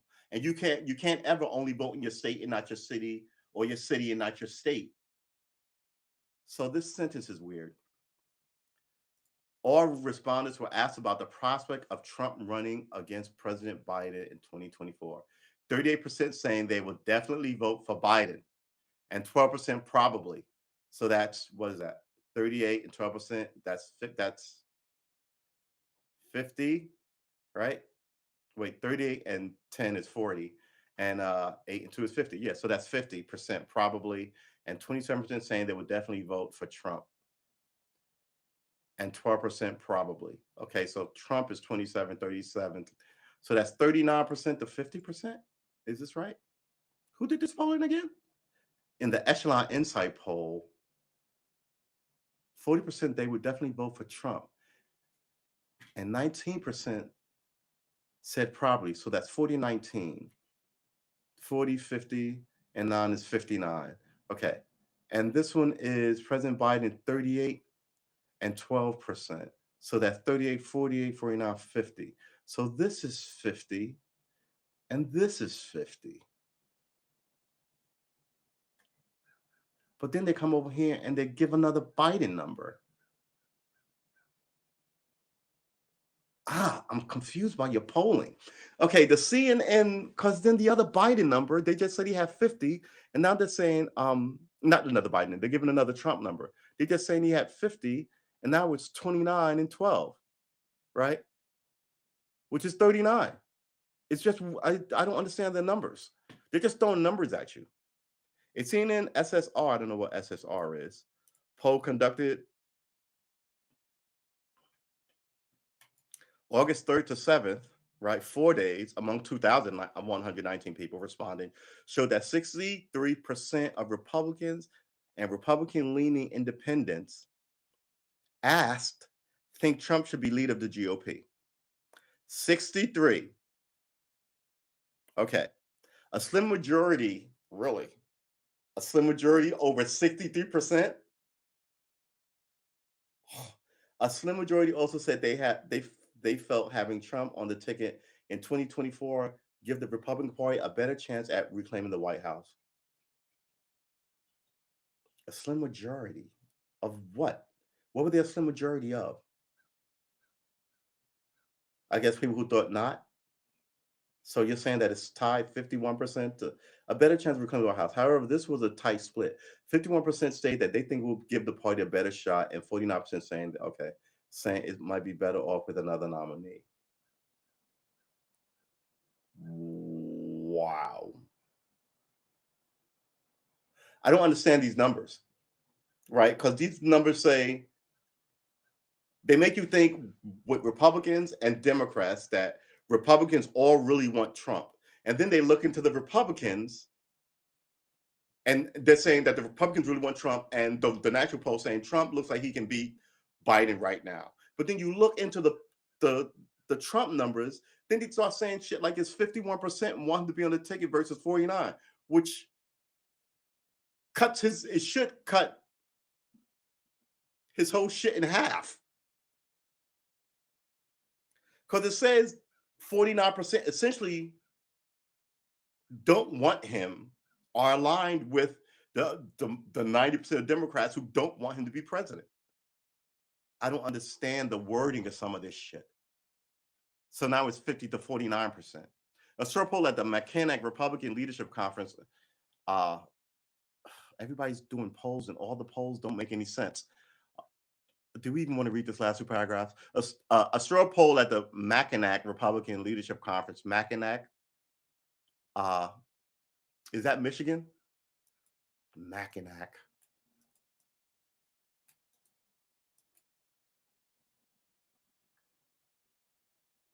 Mackinac Island. Is that an island? Where is Mackinac?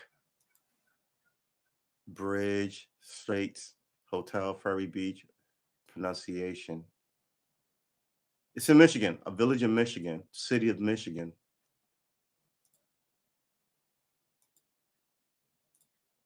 What did I say?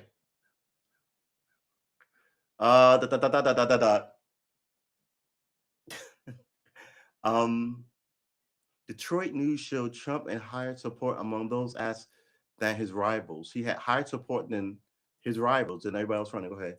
Though it's hinted at his influence on Republican waning. Wait a minute. How can you? Okay, so you're going to say this because I'm assuming you have another poll where 69% loved him, and now they're saying 65% loved him, and you're saying his influence is waning. Who wrote this article? A poll from Emerson College released September suggested Trump might be more widely popular than other potential candidates. You just said that in 24, with his tipping him to beat President Biden. Tipping him to beat President Biden if there were a rerun of 2020. Though other polling have contrasted with this. Newsweek has contrasted, right? Okay, so who? Newsweek has contacted the office of former president. Comment on the polling. All right, other polling has contrasted this. Well, you can't say that and then leave. You ended your story on that sentence. Other polling has contrasted this.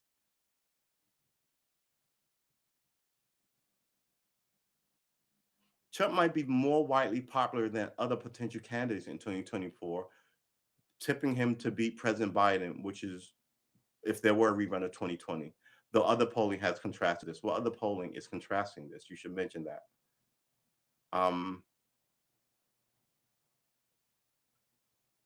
10/4/2021.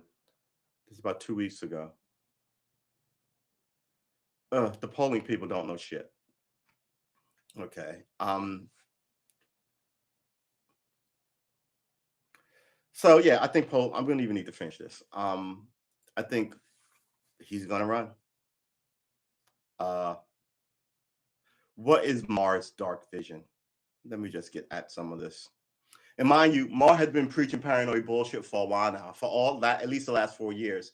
He told you that Trump was going to be a dictator and was going to take over. And I said on these podcasts, yeah, because if that was going to happen, you would still be allowed to talk this way, right? That there's a coup coming.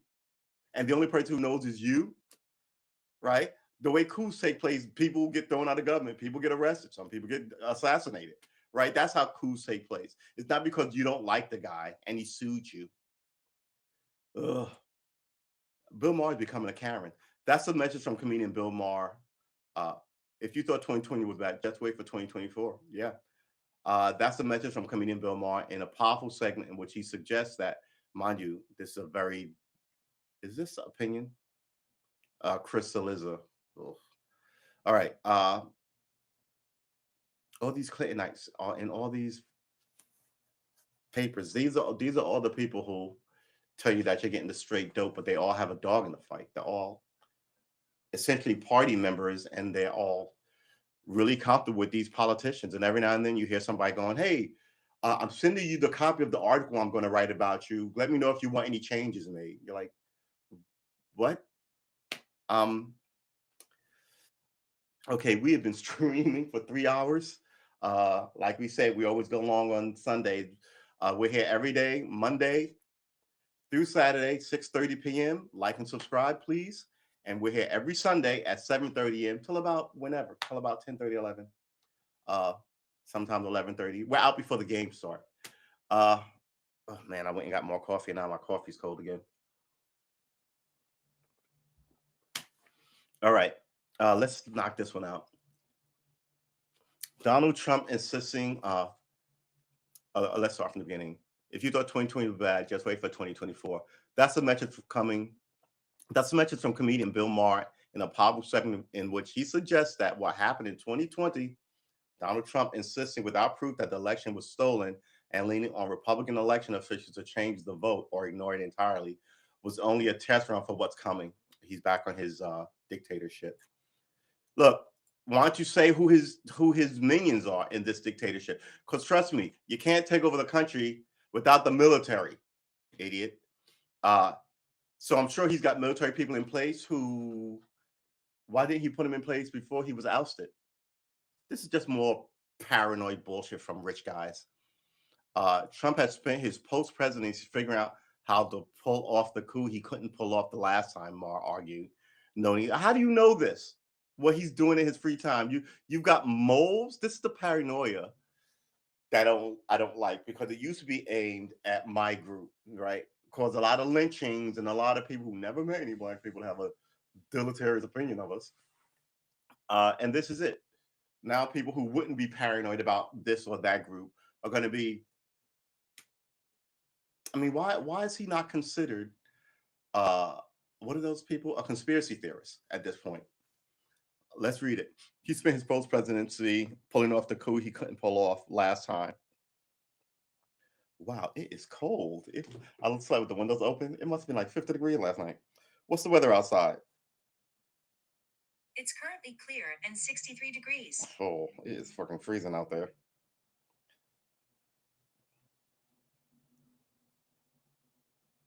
Uh-oh. Versus battles. I haven't seen any of those.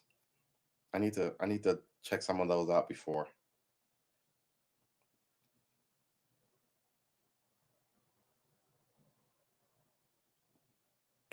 Wow. The coup he couldn't. So he's coming back for a second coup. So the country is stupid enough to let a guy who tried to have a coup not get arrested, not be called. I'm the only people who's calling it a coup is Bill Barr. Oh boy, it is cold. I should close some of these windows.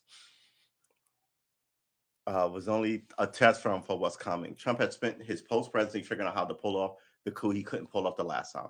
Maher argued, noting that the former president has systemically sought to eliminate those who kept him from overturning the election, from Army Rep Liz Cheney to Georgia Secretary of State Brad Raffensperger. On this, Maher is spot on. Since his 2020 election loss, Trump has spent the vast majority of his time fighting with his own party. Okay. But what's the fight about? Is he defending himself, or is he, you know what I'm saying? They're telling you conspiracy theories and painting, oh man, the Democratic Party is a shit show. And saying that they aren't fighting hard enough for that he will find people who will do just that come 2022. All right. Yeah, why not? Here's the thing. Know your politics, people. The president is the de facto leader of your political party, the last sitting president. Yeah. So Obama is the leader of the Democratic Party, right? And Trump is the leader of the GOP. He's the last president. So if he thinks you're weak or you're wishy-washy, he should be able to take steps against you. Remember, Obama took steps against Bernie Sanders in this presidential election and helped us get this debacle of a president. So, there is that. So yeah, they're supposed to like work behind the scenes or work in front of the scenes. They're talking about Trump is on a campaign tour. You know, former campaigns go and talk to constituents all the time to gin up people and support people. It's not outrageous. Oh boy, you know, this is why. Where's my guitar? All right, fine. This stuff just makes me crazy. I used to sit on the train, reading the Times, just saying to myself, thing I'm saying to myself, I'll be reading, going, "What the fuck, man?" And then everybody's looking at you. You're like, just because I just can't believe it. Some of this stuff is so blatantly ridiculous. Oh my gosh, my face is so dry. I feel like I need to put on lotion.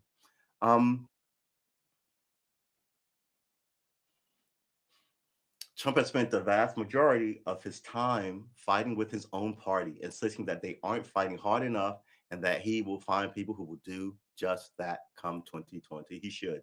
In addition to endorsing the challenger for Raffensperger for Georgia Secretary of State, Trump is backing this.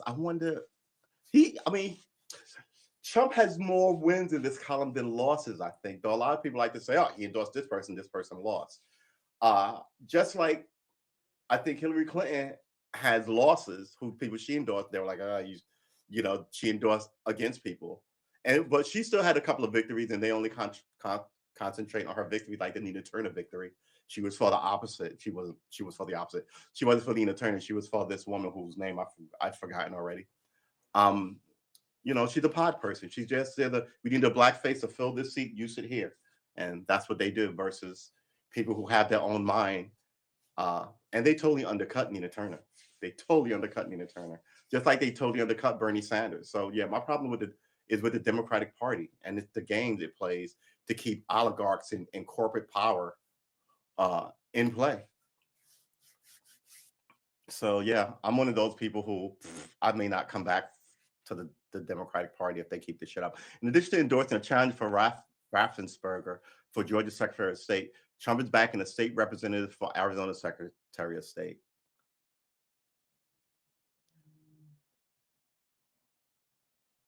So he's backing somebody different in Arizona who not only worked to overturn the election result in the state, but also attended the January 6th Stop the Steal rally.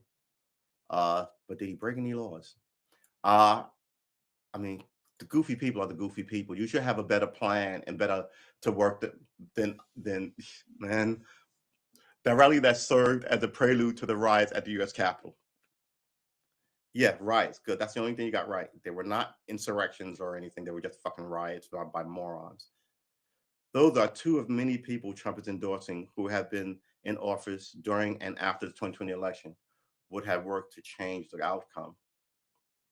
So you think him making somebody the Arizona Secretary of State helps him launch a coup? Why not just win and put all my coup people in powerful positions? World Bank, Chief of the Army, get rid of the people in the army who wouldn't do the right thing, right? That's how you do it. It's not making me a state senator. You know what I mean? Ugh. Who wrote this? Oh, Chris Cillizza, who I already rolled my eyes at.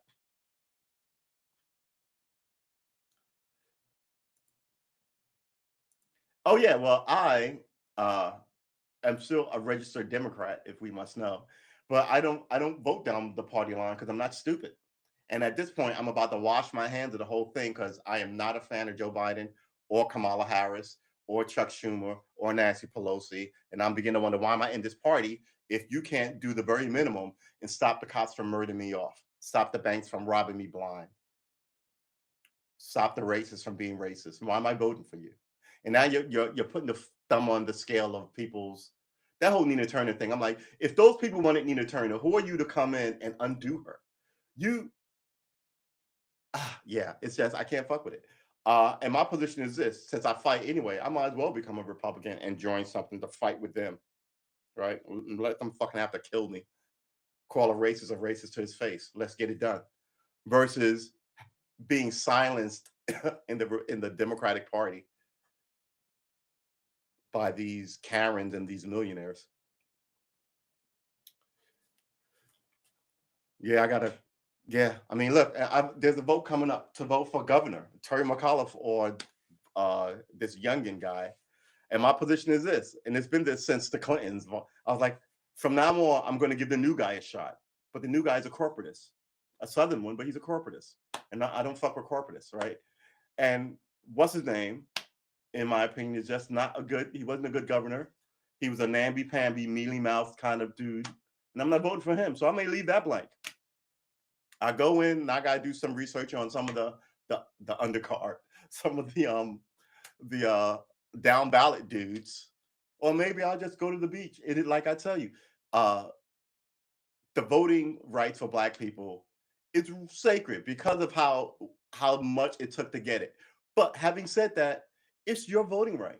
You can use it or feel free to sit home and chill and don't let anybody guilt you into saying how dare you not vote because Black people couldn't vote. Blah, blah, blah, blah, blah, blah, blah. Yeah, I can vote. Now I don't have to vote because you told me. You bitching at me about voting. I akin to those guys who make me go vote with a shotgun and then watch who I voted for. You know what I'm saying? So yeah, I'll sit home. I mean, I'm good at arguing with people. You got a good reason why I should vote for your Democratic so and so as the place falls into the hole? Let me hear it. And I'll tell you why I won't be responsible for any more bad politicians with my vote. All right, here we go. Or at least I'll try not to be, right? I'm giving the new guy a shot from here on out. Hey, run for something in my town. I will vote for you. As long as you don't go, oh, he's got text messages of hatefulness, or he stalked a woman, or he beats up people, or he's a racist. If you're just like, hey, man, I was a bus driver or a sanitation worker, and I think this whole place is a shit show, and I go, well, he's not a professional, but he'll get better. I'm giving you my vote. I mean, that's why I like Donald Trump, right? He was not a career politician. And those debates, hands down, some of the best shit I have ever seen on television. The way he just it was like a political cage match free for all. It was beautiful, right? They just thought he was like some ridiculous TV personality. He ran up in there and smacked them all around. And don't forget, he changed the way they use Twitter because he was so adept at it. They could not really fuck with him. And then he said he gave them all money. Oh my God, it was so beautiful. And they all can be bought. I gave you all money. Then he pointed them out, and that's just beautiful. In addition to endorsing a challenger, he endorsed people who stopped the steal. Trump is endorsing. These are two of the many people Trump is endorsing who, had they been in office on the 2020 election, will have worked to change the outcome. Had they been in office, you're giving them credit for you. Man, you don't know this. Had they been in office, Chris Elizabeth, Mara envisions a 2024 election where this shouldn't be here.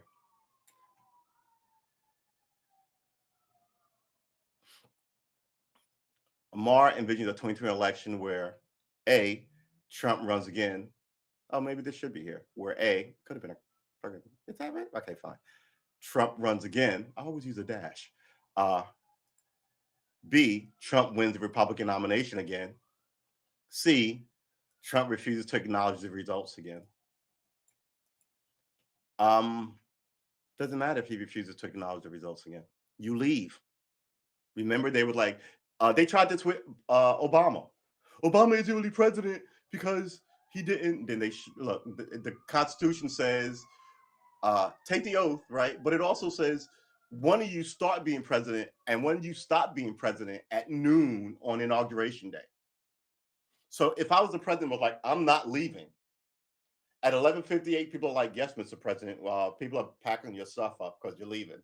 And at noon, they call me Mr. Armor.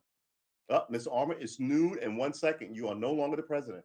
You are now officially in this building unofficially. You're officially in this building unofficially, which means you're trespassing. But since you're a president, we're not going to throw you down the fucking stairs. We're going to cart your ass out of here. And with all the, we're going to keep your dignity and all due diligence intact of man, venerable man, honorable man such as yourself. So it won't be on TV as you yank me up and have me screaming as my feet scraping the floors. All right. And you cart me up to some quiet thing, put me in an old bulletproof limo because I'm still a former head of state, and take me to a place where I stop my feet and kick and yell and scream and cry all I want. And then no one will see that. And they'll go, what happened to the former president? I thought he wasn't leaving. He was very angry and blah, blah, blah, blah. But of course, he knows that the Constitution states this is this at noon today. And he had to leave. And he walked out with his security detail and he went to his home. He left yesterday, right? Even though I didn't leave until noon. And they go, oh, well, I guess he went home. And that's it. Of course you're fucking leaving. They tried to do this with Obama like he wasn't president. Shut up. Of course he's president. Yeah, exactly. I go back to being Joe Schmo, Joe Nobody. Well, not really, but, go back to being an ex-president. But yeah, go back to golfing. The idea that I'm not leaving. I always hate that about Bill Maher. Because one, if you're going to take, why are there sirens all over the place? If you're going to take over, why does a TV host know about it? And if I did take over, I grew up watching, one of the most amazing things I saw on television was Saddam Hussein walk into his equivalent of the Congress and start calling people out and taking them off for execution when he took over. It's on YouTube. It's an amazing thing. It's an amazing thing to see because you knew those guys were never going to be seen again. Right? It was the arrogant ballsiness of how you take power. And he's still on TV for 3 years talking about this slow running coup that's going to happen. You just make people paranoid, right? And that's misinformation. Why is that allowed to happen? Okay, so, and now here's Crystal Lizard and who's the guy from Sunday Morning Show on NBC? I forget his name. Chuck Todd. I think they get it wrong, and they get it wrong so widely, I think, and they're never called on it. The difference this time, his claims of illegal voting by immigrants or mail-in ballots coming in after deadlines or the system was hacked by the Venezuelans, will be fully embraced by the stooges he's installing right now, argued Maher. The reality will create. See, you keep talking like this, and it's all of them. You whittle away at the faith in this system, and then people like me, can point to history of having no faith in the system and why. And then before you know it, you're off to the races with violence, and it's hard to stop religious. Okay. Woo, that scared the crap out of me. If you're off to the races with violence. What Check is it out. this? What is this? Man, that scared the crap out of me. I gotta cut that thing off. Whew, that was a good.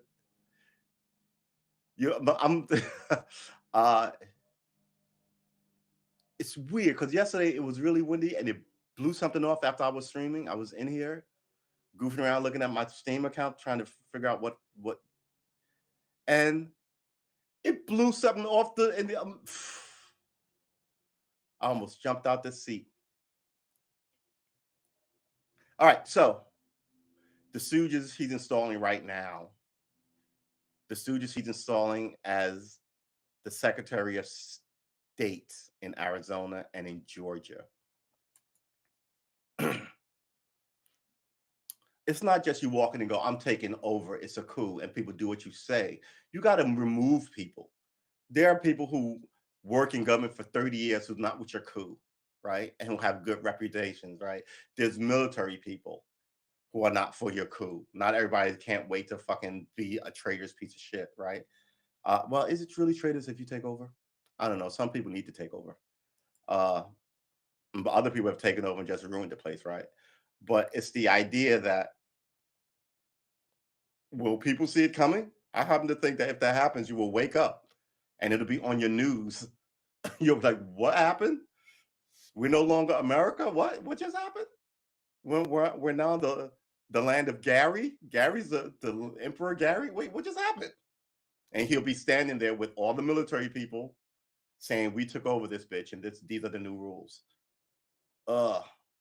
Gosh, they're always preaching some fear thing to you. The reality will create a post-election period in which two people are claimed to be president. In short, chaos. Two people have claimed to be president before, though.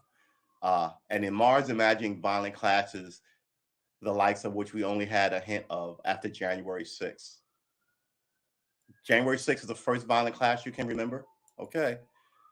Ding-dongs who attacked the Capitol, that was like when Al-Qaeda tried to take down the World Trade Center with a van. Mars said it was a joke. The next time they came back with planes. He's just a paranoid. You better watch him. The point, a year ago, I might have rolled my eyes at Mars' nightmare scenario. Ugh. After what happened on January 6th and the way in which Trump and his allies have sought to rewrite what happened that day, we all should take what Mars envisions very seriously. No, I think he's bullshit and a fearful old codger, and I think you'll say anything salacious for money. Ugh, Lord's sakes. We should really watch this thing again. I like this. All right. I think that is it for us. It is 11 o'clock. We've been streaming for 3 hours and 23 minutes. My coffee, a second cup I got, is cold. So the show seems to run for an hour and 20 minutes, and then we stop it, and then we start the overtime clock, which I'm beginning to like. So we're over our stopping time by 2 hours, which is fine. And yeah, it's 11:59. I want you, if you didn't go have soup and a sandwich, to go have soup and a sandwich. Remember, your politicians, man, they're not celebrities that you follow. Like, this is fucking Team Beat, right? You should get shit. And not just for yourself or your small group, right? You should want some of that too, on the sense of fairness, but you should make sure that the place, the country solve it. That's not just for you, that's for all Americans, right? Not just for the rich ones or the white ones or the immigrant ones or the girl ones. Yeah, I think America has issues. America has giant problems. I think the people around don't really know how to solve them, but they want to stay there. I think you may very well have the answer. And like I said, I'll vote for you first before I get somebody. Look, if someone's been there more than 3 terms, I'm not voting for them. I used to say 2, but I think 3 strikes are out is good. And that's for congressmen. Senators, since they get 7-year terms, that's 21 years now. Once you're a senator for 1 term, I'm looking for somebody else. I think it's just smarter that way for me. I'm sick of the fake wars and the missing money. I'm sick of the raped ladies that have to write books about it 10 years from now. I'm tired of all of it. But I'm sure it'll all work out because land of the free, home of the brave. I don't know. So yeah, let's bring this one to a close. I want to thank my man Ted Hicks for being in the chat. It's good to see you, homie. And I want to thank William for coming through.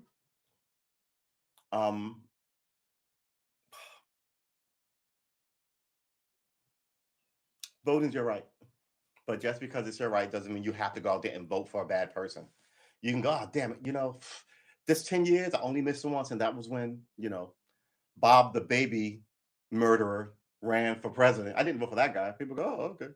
Right. But I've got a pretty good record for that. Oh, I didn't vote for that lady who was for poisoning wells. I didn't vote for her either. Right. But the idea of, man, it was either vote for her, the lady who was going to poison wells, or vote for the guy who was going to burn down all the houses. I don't live near a well, so I voted for the lesser of two evils. No, don't vote for either one of those. That's, you know what I'm saying? Like, both your choices are, both your choices are horrible choices. My man, Tony. What's up, Tony D? Good to see you in the chat. So, yeah, man, vote for who you want. But sometimes you get bad choices, and maybe it's just fun to barbecue that day.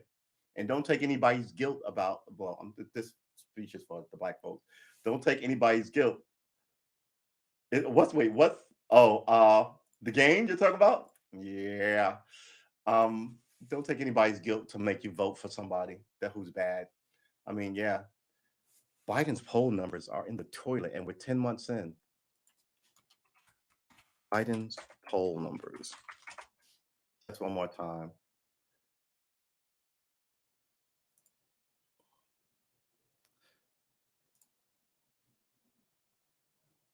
'18th seniors 50, 31, 46. That was a million years ago. Okay, what do we got now? When was this one? Biden drops to 38% approval. Approval rating 38. Approval. Biden handling the economy 39. Think Biden is honest 44. Think Biden is not competent in running the government 50. This is Fox News. We're going to give that one a break. Biden 49. Undecided. When is this? These are old ones. Man, getting a current poll. There you go. The voice behind Biden's falling poll numbers. George Clooney blames Biden's falling poll numbers on Trump's presidency 5 days ago. Biden's approval rating hits new low of 43. Harris is 49.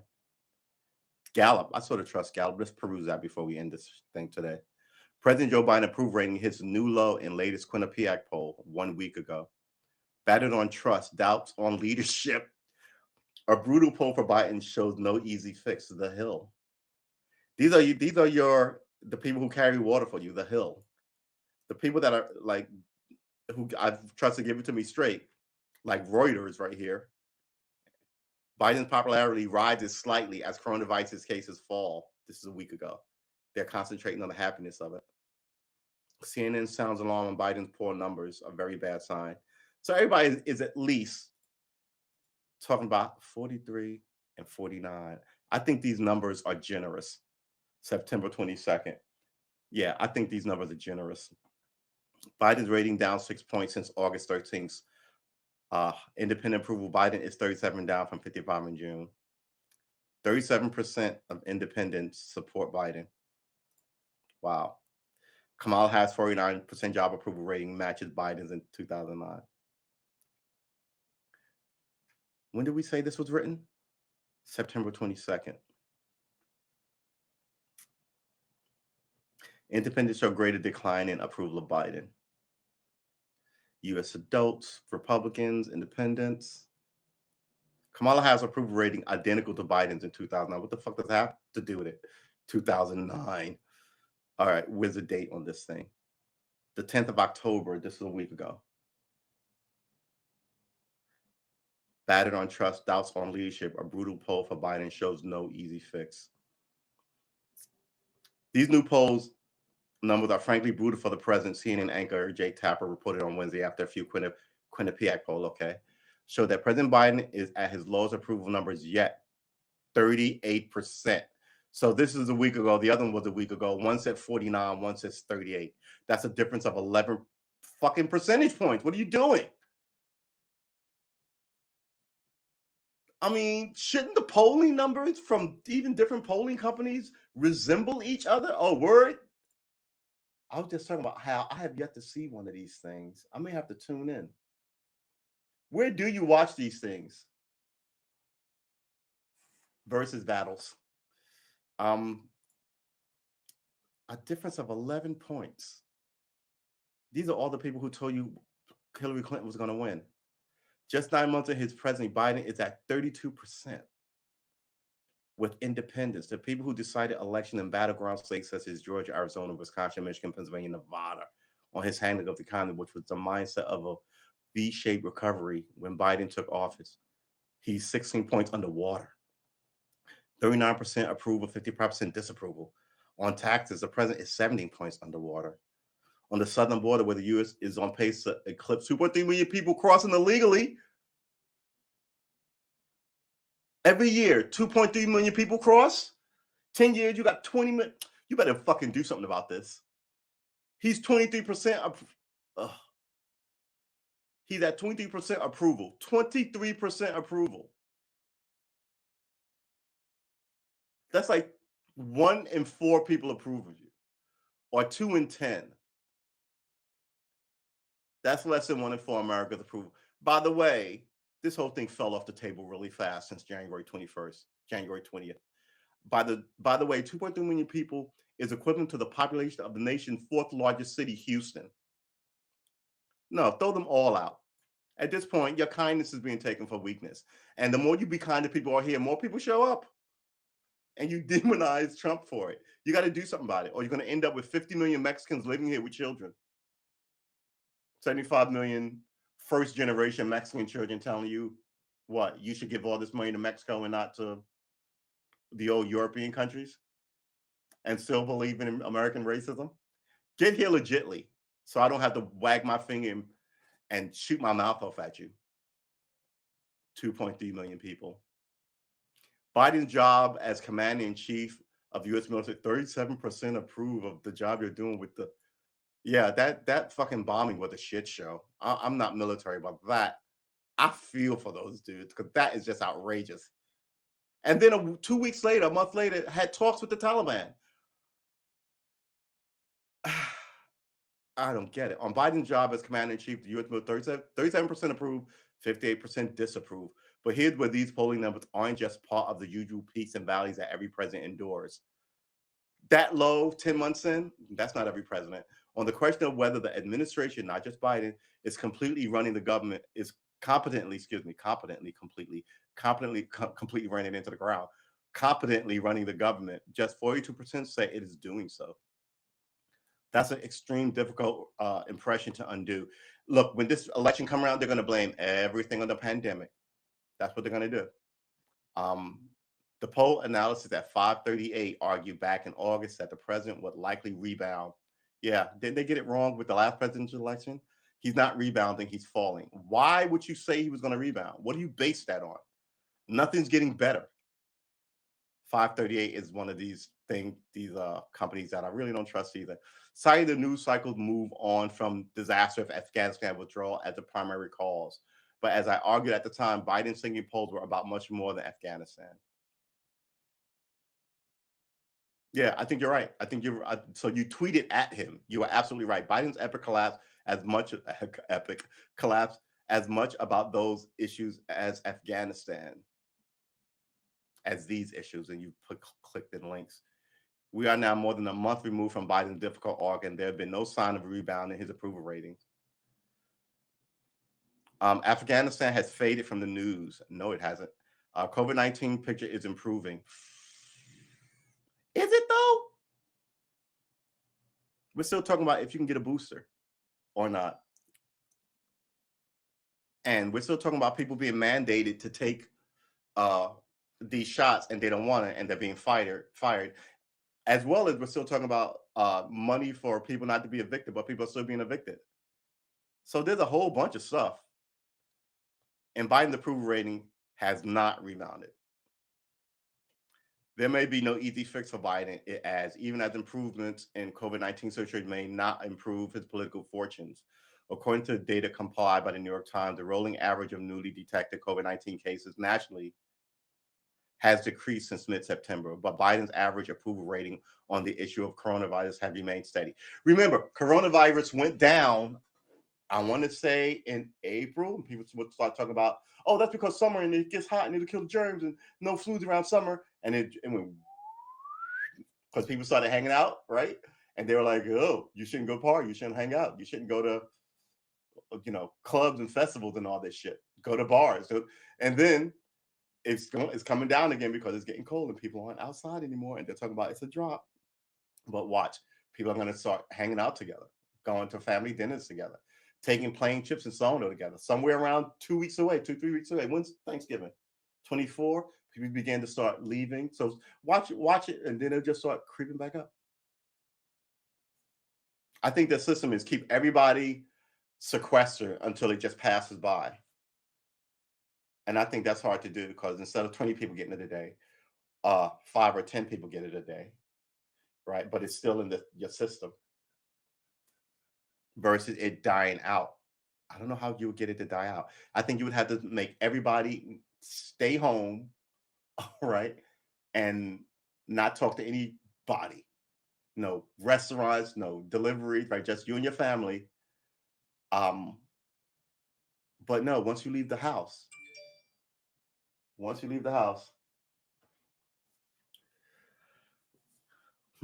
approval is always underwater. The new Quinnipiac poll, that approval is underwater. The new Quinnipiac poll, 48% approved, 50% disapprove. On Tuesday alone, the death toll from COVID-19 U.S. was 2990. Minority groups are bearing the brunt of that death toll. Biden has lower approval rating at this point in his term than all but 2 presidents since 1945. What happened to all that? Hey, I've been in Congress 50 years. I know these people. I can help get shit done. Now you've got the worst presidential approval ratings since 1945, which is 70 years, right? 45. We're in 20. It's like 80 years. 75 years. Okay, we're going for 75 years.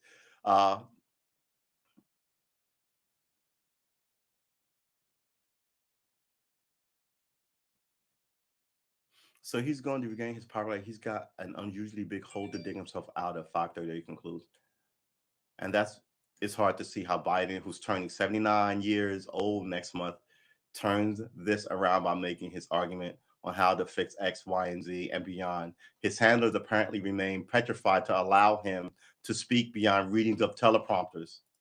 A recent embarrassing display during an Oval Office meeting with British Prime Minister Boris Johnson underscores this. Johnson took question from the British press as 2 men sat next to each other, but when it was the American media's turn to ask questions of the U.S. President, Biden handlers shouted reporters out of the room. Yeah, they don't really want to help you. They want to be president for themselves. And not just him, but his handlers and all those people, the Jim Psaki's and all that shit. You can't ask the president a fucking question? Okay, all right, guys. Members of the White House press corps filed a formal complaint after the meeting between President Biden and Prime Minister Boris Johnson ended with questions only from the British press. The White House appeared to point fingers at Johnson. The White House appeared to point fingers at the British Prime Minister?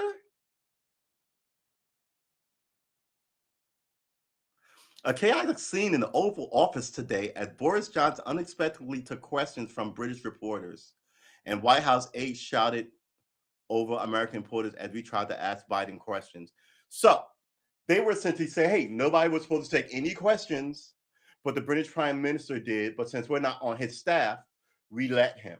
And when it was time for you all to do, we said no, because there was supposed to be no questions. So it's really his fault. That's bullshit. Free press. Answer the questions, old man. Battered on trust, doubted on leadership, and challenged on overall competency. All these things are true. That's why they're hiding him. He's fucking incompetent. And he's old. And I think, I hate to say it, but as you get old, things slip in your mental faculties. And now there's just the people around him waiting so they can write books in 10 years about how the president was slipping and how his wife ran the joint. It's being hammered on all sides as his approval rating continues its downward slide to numbers not seen since the tough scrutiny of the Trump administration. Quinnipiac polling analysis Tim Malloy candidly observed in a statement after the poll was released. I missed something here. President Biden is being hammered on all sides as his approval rating continues its downward slide to numbers not seen since the tough scrutiny of the Trump administration. Quinnipiac polling analyst Tim Malloy candidly observed in a statement after the poll. Okay. And that's the thing. Biden was seen as far more trustworthy than his predecessor. Sure, he made his share of gas, but that's because the media gave him this lovely image. The media helped him get there by lying, by ignoring all the stuff that I've been saying on my podcast for about, I want to say, the last 4 years before I started doing this regularly and daily this year. He shouldn't be president. Nothing in his history says he should be president. But him and his political friends, right? This is what people are talking about with the election. And that's the thing. Biden was seen as far more trustworthy than his predecessor. He was seen far more trustworthy than his predecessor, Barack Obama, who was not, they act like Barack Obama was selling secrets to the Chinese. Sure, he made his share of gas, but that was part of his authenticity, his charm, his ability to connect with people. What charm? His ability to connect with people, according to, you mean those lies? I said, come on now, corn pop. Put that knife down. I'm Joe Biden. Those stories, according to the argument made by more than a few political pundits in selling the Biden brand, just 44% of Americans now believe Biden is honest, down 7 points from the same poll in April. Right? So in April, 4 points, 44, what was that, 52? Right? And now you're underwater for nobody thinks you're honest. And it all adds up. And we've been flailing economically, rising inflation, rising crime, essentially an open border, and a mess in Afghanistan. With all this, while all this is happening, the president and the vice president Harris are shielded from the public outside of a tight scripted event. Democrats are also in the midst of a civil war, and despite controlling the House and the Senate, can't get a massive spending bill across the goal line. Yeah, you guys don't do shit but enrich yourselves and work for companies. And now you wonder why nobody trusts you to move the country forward. Things are looking brutal indeed for this administration. If these polls are, this whole thing is beginning to remind me of the 80s when Ronald Reagan came to power, right? Things are looking brutal indeed for this administration. If these polls and others like them are any indication, Team Biden needs to make some serious change and quickly, because whatever plan it had to script this presidency clearly isn't working. Yeah, you guys suck. Your poll numbers are in the toilet for good reason, because you're not honest and you're not competent. All right, boys and girls, ladies and gentlemen, men and women, trees and bushes, spoons and forks. That is it for me. We have been streaming for it's 11:20, excuse me. We have not been streaming for 11 hours. We've been streaming for 3 hours and 43 minutes. This is where it ends for us. Remember, our Sunday shows always run long. They're a hard thing to get to if you're going to rewatch. God bless you if you do. There's nuggets abound. But every day we're here from Monday through Saturday, 6:30 p.m. Like and subscribe. And we're here every Sunday, 7:30 for as long as we want to be, talking all manner of things. Today was politics. Tomorrow it might be, next week rather, it might be more guitar stuff. Who knows? All right. Enjoy your day. I'm going to go get some food in me and then some football in me, and then we'll see how that goes. I want to thank everyone for coming through. I'm going to have to find out. I'm going to watch some of these verses tonight. Who's on it? Does anybody know? Versus battle. Should we look it up?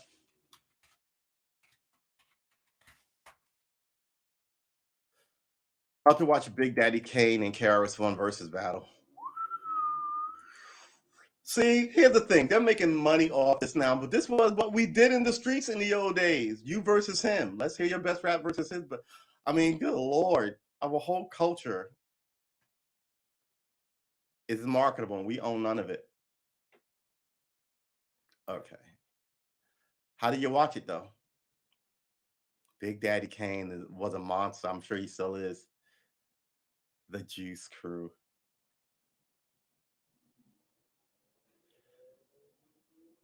Hip-hop legend Big Daddy Kane and KRS-One will go head-to-head in New York City for the next versus battle.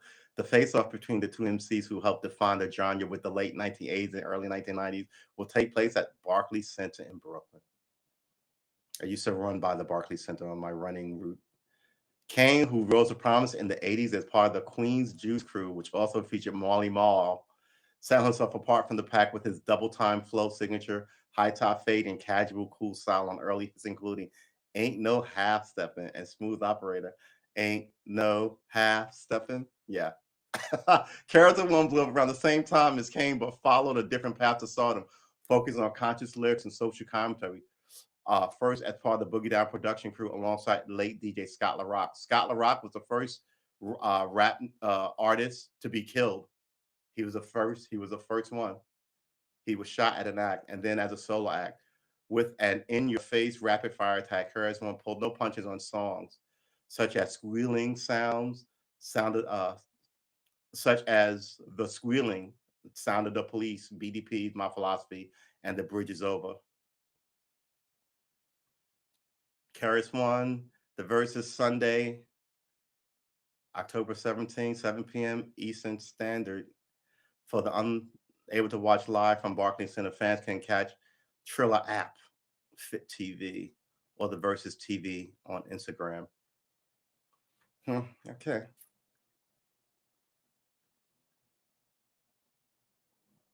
Wow. All right. I guess that is it for us. I'm going to see if I can somehow figure out how to watch this thing. I want to thank all of you for coming through. We've been streaming for 2 hours. We've been streaming for 3 hours and 46 minutes. And I guess we'll end this one. We'll cut this one off. Wow, I'm ashing up here nicely. And I will see you in the next one. And the next one is tomorrow at 6:30. Like and subscribe, and come get some of this politics in your soul. Some of this culturalness in your soul. And come in the chat and clear me where I'm incorrect at. All right. I want to thank all of you for coming through. I want to give a shout out to all my menses who's in the chat. Tony D, my man Ted, my man William. Remember, boys and girls, my man Knowledge El Shabazz. Remember, you are interesting, not just people on TV. You can do some interesting shit, and I will watch it. You can run for office, and I will vote for you. You can write that song, and I will likely listen to it at least once. But the whole idea is that you have promise in agency. You should go get some of that, as I'm going to try and get some of that. All right, ladies and gentlemen, I will see you in the next one. Have a good afternoon. Enjoy the remainder of your weekend. Enjoy your evening. And I hope you are fire for your week, right? So get it done. Thanks, everyone. And we will see you for another 7 a.m. show next Sunday at 7:30 a.m. All right? But weekdays, we're here, 6:30 p.m. So get some. I want to thank all of you again. Peace out.